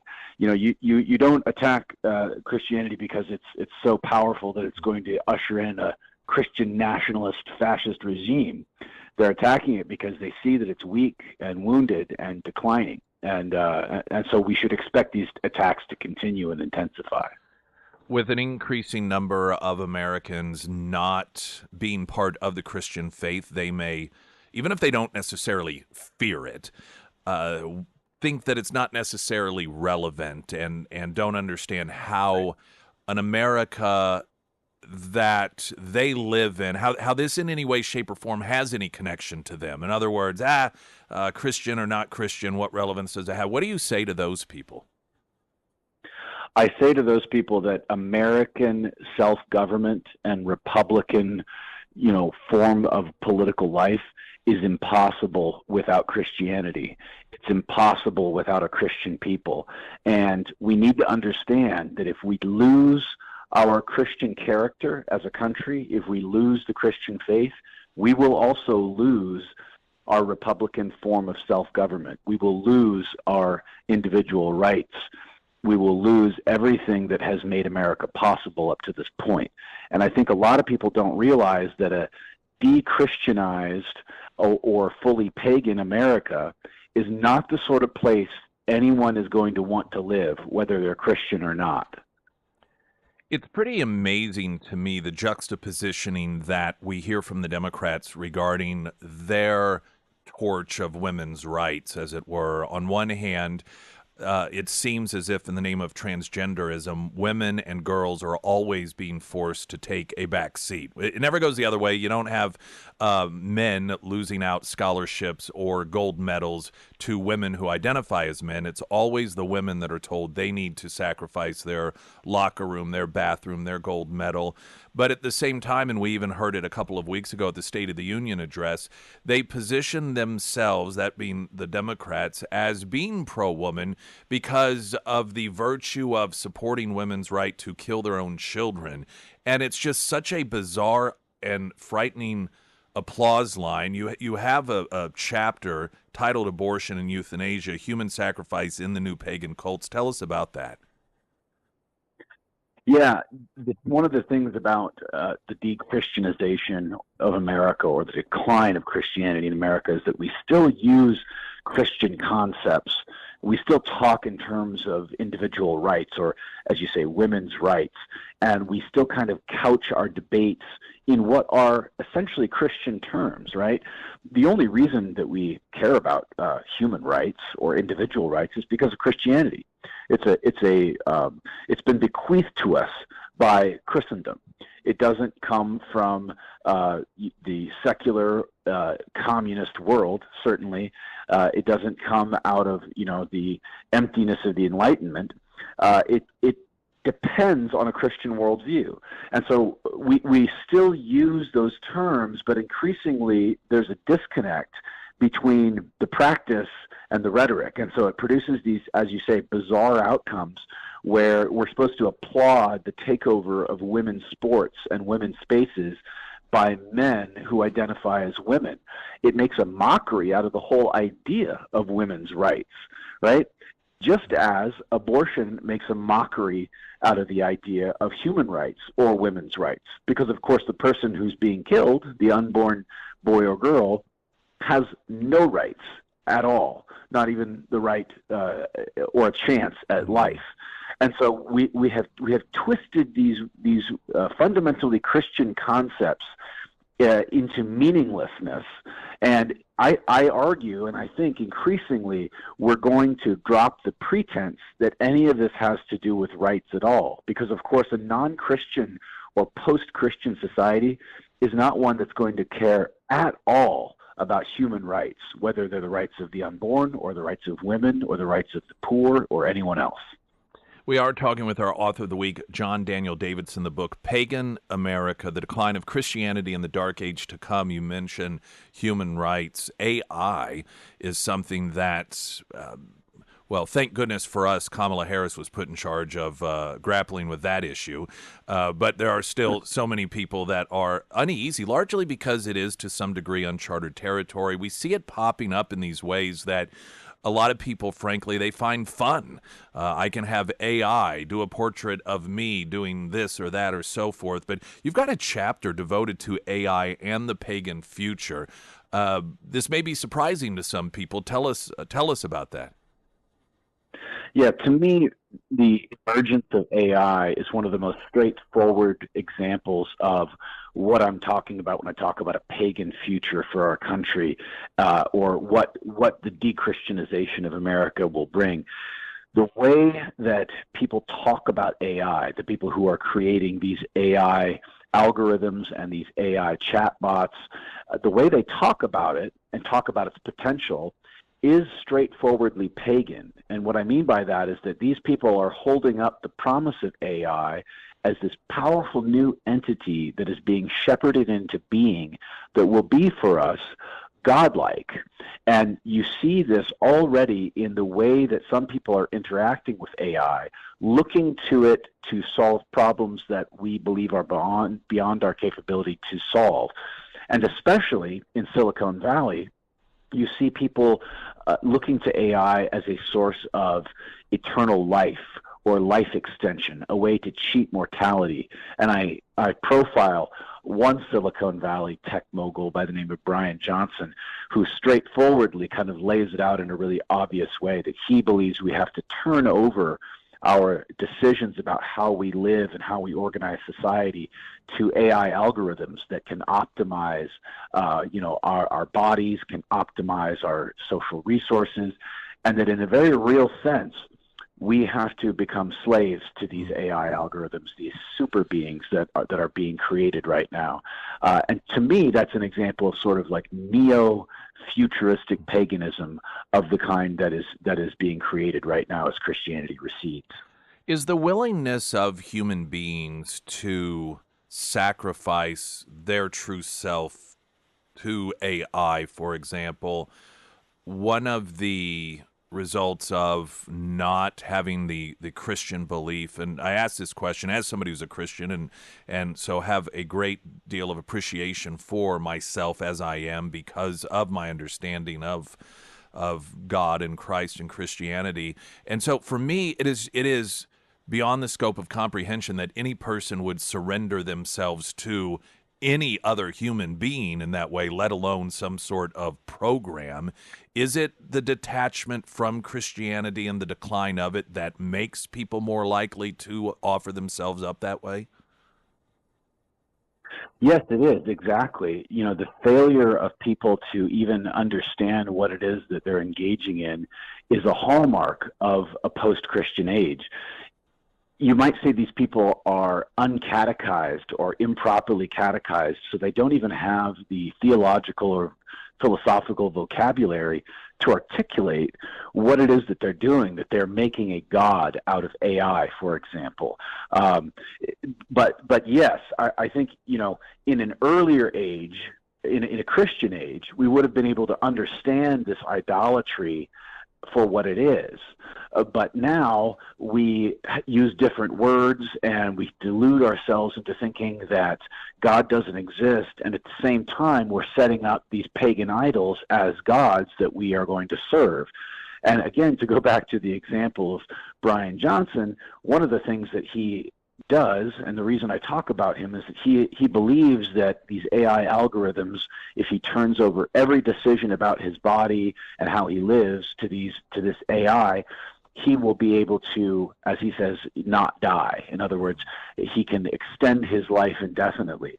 One of the things that he tried to do early on in this process was ingest the plasma of his own 18-year-old son.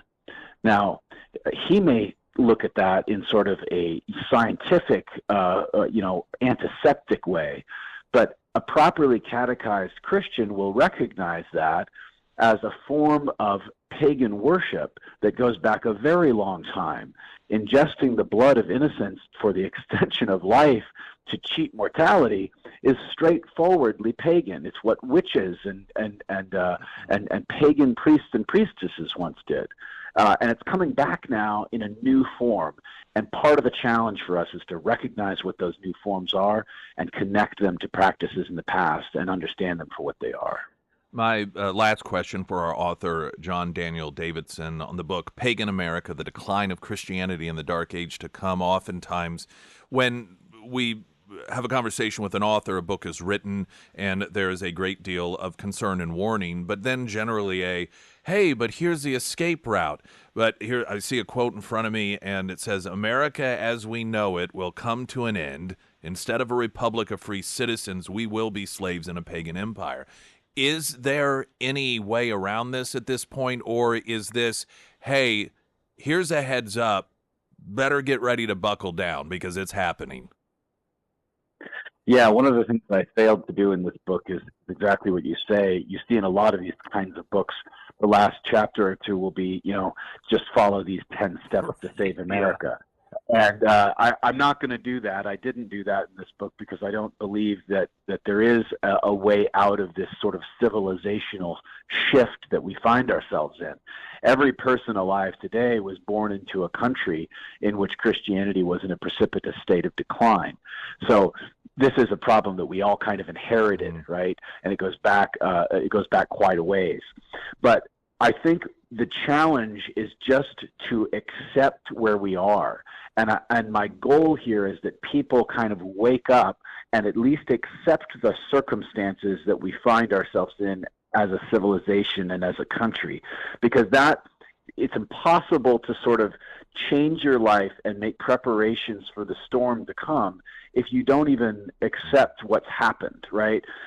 And so I don't leave readers with no hope, but I also don't want to sugarcoat it and tell people that there's an easy way out, or there's a way that politics alone is going to turn this around.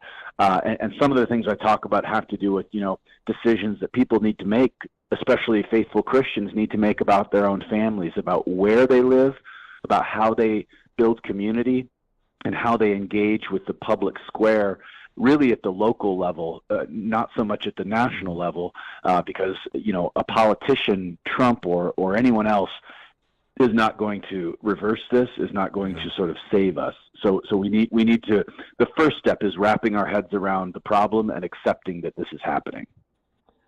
The book, Pagan America, The Decline of Christianity in the Dark Age to Come, our author of the week, sponsored by ABC Books on North Glenstone, John Daniel Davidson. For Springfield's Talk 1041, I'm Nick Reed.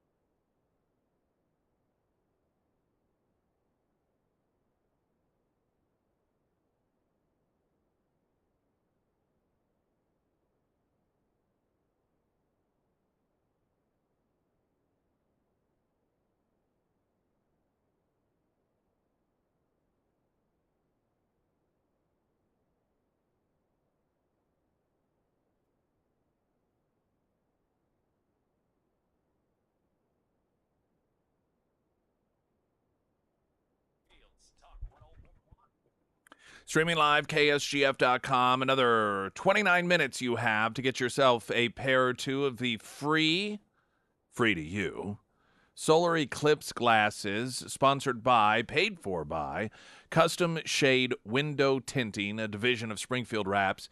And you can get those before 9 o'clock, stopping by American Family Insurance, Nicole Brock's American Family Insurance, 1341 East Kearney. We got the KSGF Jeep out there. We got Houston out there. He's got them. Just come on up to the Jeep and tell him you'd like a pair, and he'll get you all set up. Until 9 o'clock, you have to get that at Nicole Brock's American Family Insurance, 1341 East Kearney.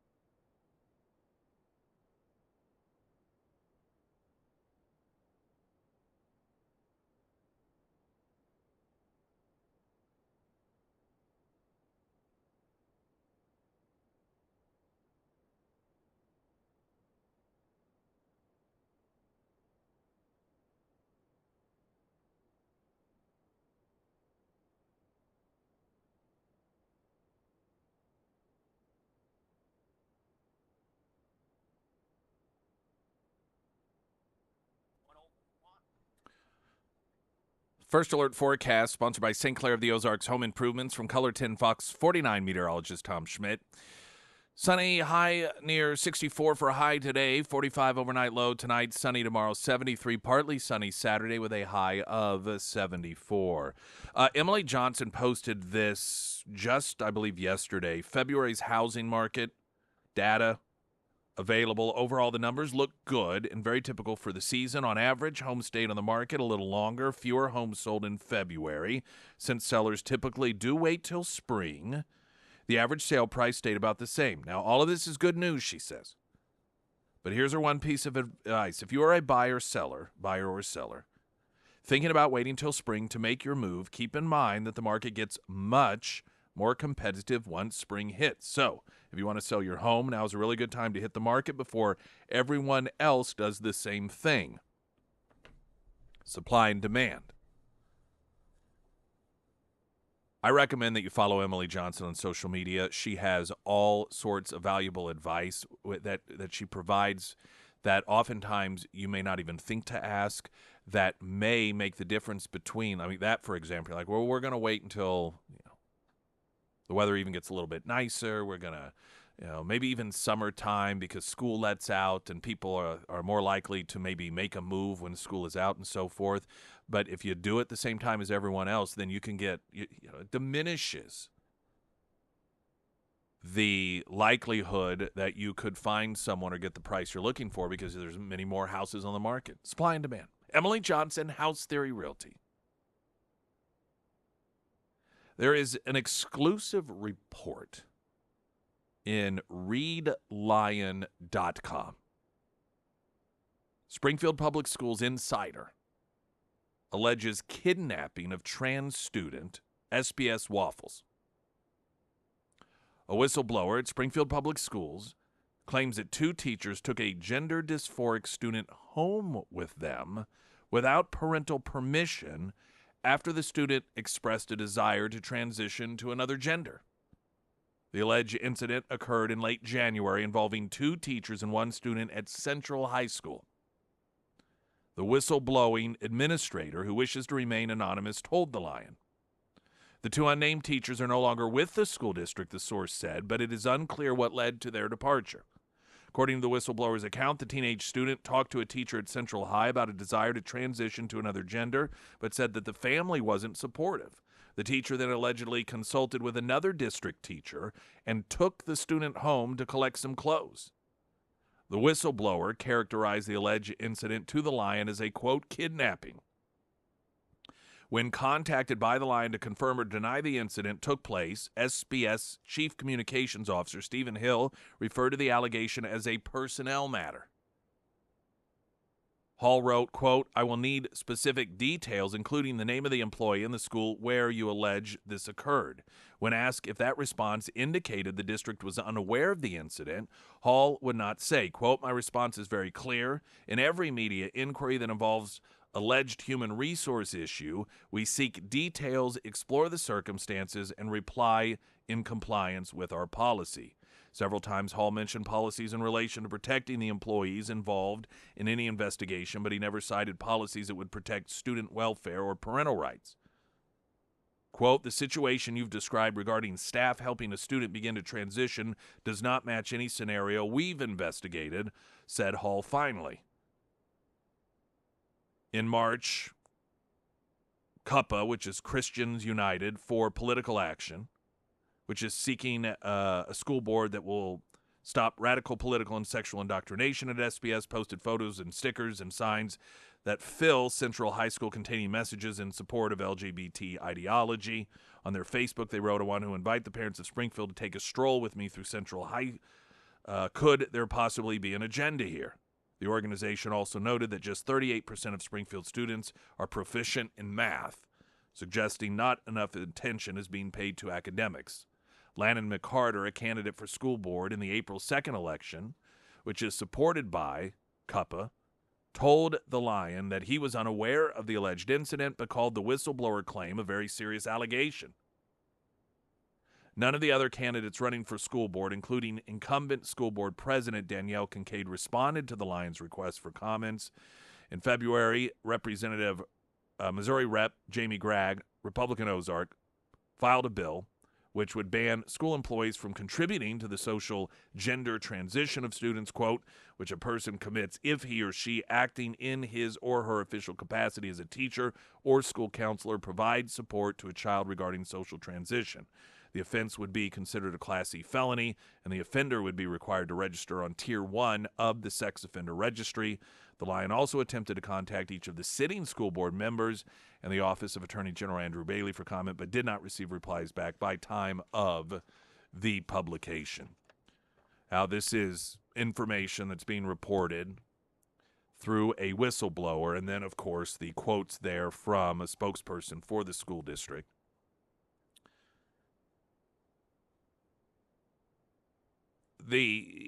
I oftentimes receive information that, while may not be the exact same scenario, falls in line with the ideological tendencies of people on the left and the way that they might go about trying to do things that are purposefully left-leaning, socially speaking. And this is something that school districts are dealing with all across the country, whether it is, girl cheerleaders being forced to share locker rooms with boys who identify as girls or athletes, and the competition component to this. And unfortunately, it generally comes out that that what's going on, there are people within the district that are attempting to keep it hidden. And so the point being is that this stuff, just because it isn't out there and very obvious, doesn't mean that it isn't happening. I think it'll be interesting to see whether or not any of the local media outlets investigate this, because this is a very significant allegation. Now, Read Lion, ReadLion.com, is not it's not a local publication, and they focus on a lot of, cultural issues, particularly when it comes to government and in the schools. But given the extremely serious nature of the allegations and the fact that you do have comments made to this publication by the Springfield Public School Chief Communications Officer, I think that it at least warrants some investigation from the local news outlets as to whether or not the allegations from this whistleblower are true, that you had two teachers kidnap a student because the student's parents would not allow for or honor or respect gender transitioning. That's a pretty serious allegation, and I think it's one that definitely deserves some investigating. Springfield's Talk 1041, I'm Nick Reed.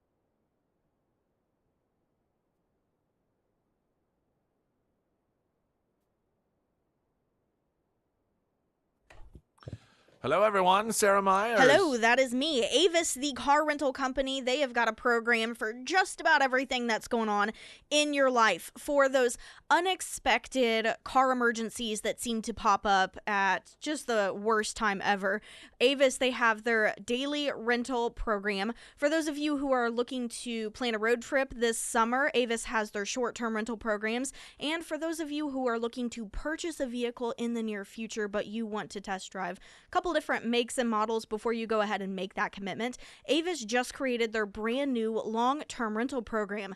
Now, with this long-term rental program, it's got a lot of great benefits. You don't have to worry about vehicle maintenance during that time. You don't have to take any trips to the DMV. You don't have to worry about taxes. And the best part is, if you get into a vehicle and you just realize it doesn't have the right amount of bells and whistles, or it doesn't have enough space, you can swap out vehicles every couple of months if you wish to do so. Now, if you want more information on any of the programs, or you want to check out the inventory, swing by the Avis store. It's located right here in Springfield off of Fort and Sunshine. Make sure to speak to Lauren. And of course, you can find all of that contact information for Avis Springfield under the Sarah's Endorsements tab at KSGF.com. Houston is until 9 o'clock out at Nicole Brock American Family Insurance location, 1341 East Kearney, where you can get your solar eclipse glasses provided by Custom Shade Window Tinting, a division of Springfield Wraps. So you got 14 minutes to get out there. 1341 East Kearney, and get yourself a pair. On the Pyramid Roofing Company talk and text line, SPS are mandated reporters for kidnapping and child abuse. If they knew this occurred and hid it, they did so to prevent DESE and Children's Division from stepping in. It could literally result in unaccrediting SPS. Now, this is a comment based off an article that I was reading in the last segment. Springfield Public Schools insider alleges kidnapping of trans student, and the story is describing allegations from a whistleblower that said two teachers that are no longer with the district for reasons unknown took a student that claimed, evidently to a teacher, that wanted to transition, and said that the student said that their family wasn't supportive. So the teacher then allegedly consulted with another district teacher, took the student home, collected clothes, and then I guess, it went from there to what was described by the whistleblower as essentially a kidnapping. When contacted by The Lion, which is the source of this story, to confirm or deny the incident took place, SBS Chief Communications Officer Stephen Hall referred to the allegations as personnel matters, and there's some back and forth. You can read the entire article itself. Now, the website is readlion, READLION.com, and it's one that many of you probably are not familiar with, and it is, as described on their site, an initiative of the Herzog Foundation carrying articles covering a wide range of issues facing American families and culture, especially related to the education of children. And covering these topics, articles will also touch on aspects of parenting, family life, faith, government, and other relevant cultural topics. They note that we aim to produce timely, critical, must-read news articles and resources for families, educators, and leaders. The Lion publishes a number of stories each day. We love our daily readers, but we also offer an easy-to-digest weekly newsletter with article excerpts. Don't miss a single one, and then you can sign up for it. So I provide that information to you because The Lion, for many of you, is not a source that you're necessarily familiar with.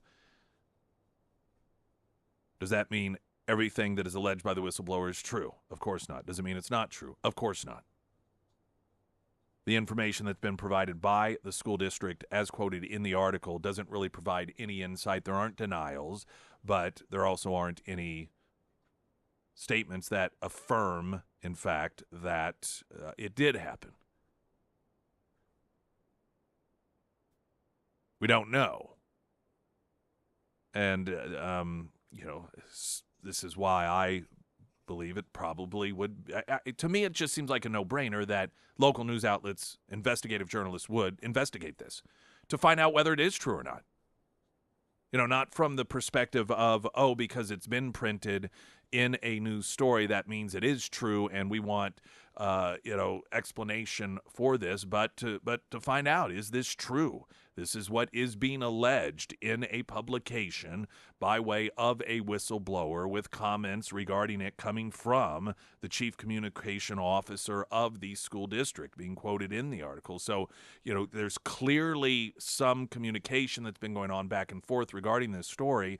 To me, when you do have allegations of essentially kidnapping of a person because the student rather did not feel that the parent supported gender transitioning, and so you had two teachers, quote, kidnap that student in order presumably to protect him or her from, we don't know the gender of the student, real or otherwise.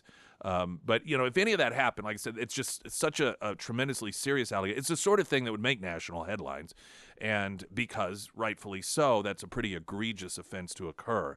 And I just think it would be negligence for there not to be some sort of investigating from local media on this, people that are actual, journalists. And we'll see. We'll see whether or not that occurs. Springfield's Talk 1041. I'm Nick Reed.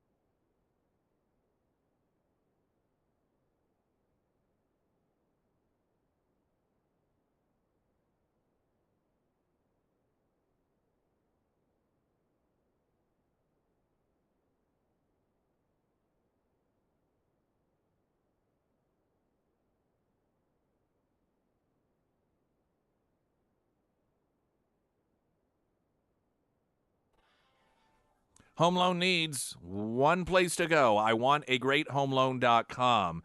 Now, that is where you can get started, or, by that, enter some basic info in order to find out what you do qualify for, what options are available for you. But the site itself does have some information that could be helpful to you without even getting to the point of getting the actual process started. And there's also contact info. You may have specific questions from Anthony Carrick or Alex Carrick or any of the team over there. And whatever route you end up going, and the advice itself, the information that's provided, there's no cost to that. There's not like a consulting fee. The only costs that come along is if you decide to go through a home loan or refinancing process and you actually do it and complete it. But for the information, that is a courtesy that they provide to you. And if you've listened to this show for any period of time, you know that they know what they're doing to a tremendous degree, which is why I recommend them. I want a great homeloan.com because you do. New Jersey Democrat facing pressure to resign after mocking Easter online with drag and abortion references. This is a local New Jersey Democrat. There was a meme shared that said Easter eggs are aborted chicken babies that are painted in drag for small children to worship. This was a Glen Rockborough councilwoman, Paula Gilligan. Gilligan faced immediate backlash from members of the community, especially Christians, who demanded she apologize and step down from Glen Rock's all-Democrat council. Some are even planning to protest her actions at the borough's next council meeting on Wednesday night. She apologized in a statement, of course, released on social media, claiming that her posting of the meme was intended to express her views on abortion and trans issues. Of course, for whatever reason, decided that Easter was the vehicle that she was going to use this. She said, "It has come to my attention that there are constituents in Glen Rock that have concerns with the meme on my personal Instagram story. The meme takes aims at the absurdity of personhood laws," Gilligan wrote, referencing various current and proposed laws in states around the country dictating that fetuses have the same legal rights as persons already born. She's clearly, okay, so science isn't her forte. But that aside, this isn't an uncommon thing. It's not an uncommon thing to see what would be considered maybe PG-13 or political hijacking of Easter. We see it with Christmas as well. Drag shows, whatever. Drag shows just being, since that's really the cool thing right now, when it comes to Christmas, for example, and having Christmas-themed drag shows. And the point here being is, does anyone else notice, and I know you do, this is somewhat rhetorical, that Christianity is the only religion whose very significant observations / holidays are used to mock or for the purposes of marketing things that have nothing whatsoever to do with the religion, or at times mocking the religion itself? When was the last time there were any Ramadan-themed memes that were used in order to try and really stick it in the eye of Muslims? When was the last time Islam, do we have drag shows around Ramadan in which the drag performers are dressing as Muhammad or, doing something that would be mocking the Islamic religion? Of course not. The White House, I believe it was before some Muslim holiday, had a very solemn notation of it. Biden spoke about the importance of Islam to our country and how instrumental Islam was to the United States of America. Yet when it comes to Easter, nothing about Jesus, nothing about the true meaning of this season. It's all secularized. And I'm not one of these people that, by the way, has, and I know some people do, and that's fine, that has a problem with the Easter egg hunts and things. And I know people say, well, that's pagan. I get it. I totally understand. But my point is, the level of dismissiveness and disrespect our culture gives to Christians and Christian holidays versus other religions, particularly Islam. The one that in modern day overall demonstrates the least respect of women's rights and rights of LGBT community. It's a very interesting contradiction. And it's as clear as day. But they will also mock Christians who point this out, which of course proves the point. Glenn Beck's next. Talk to you tomorrow. I'm Nick Reed.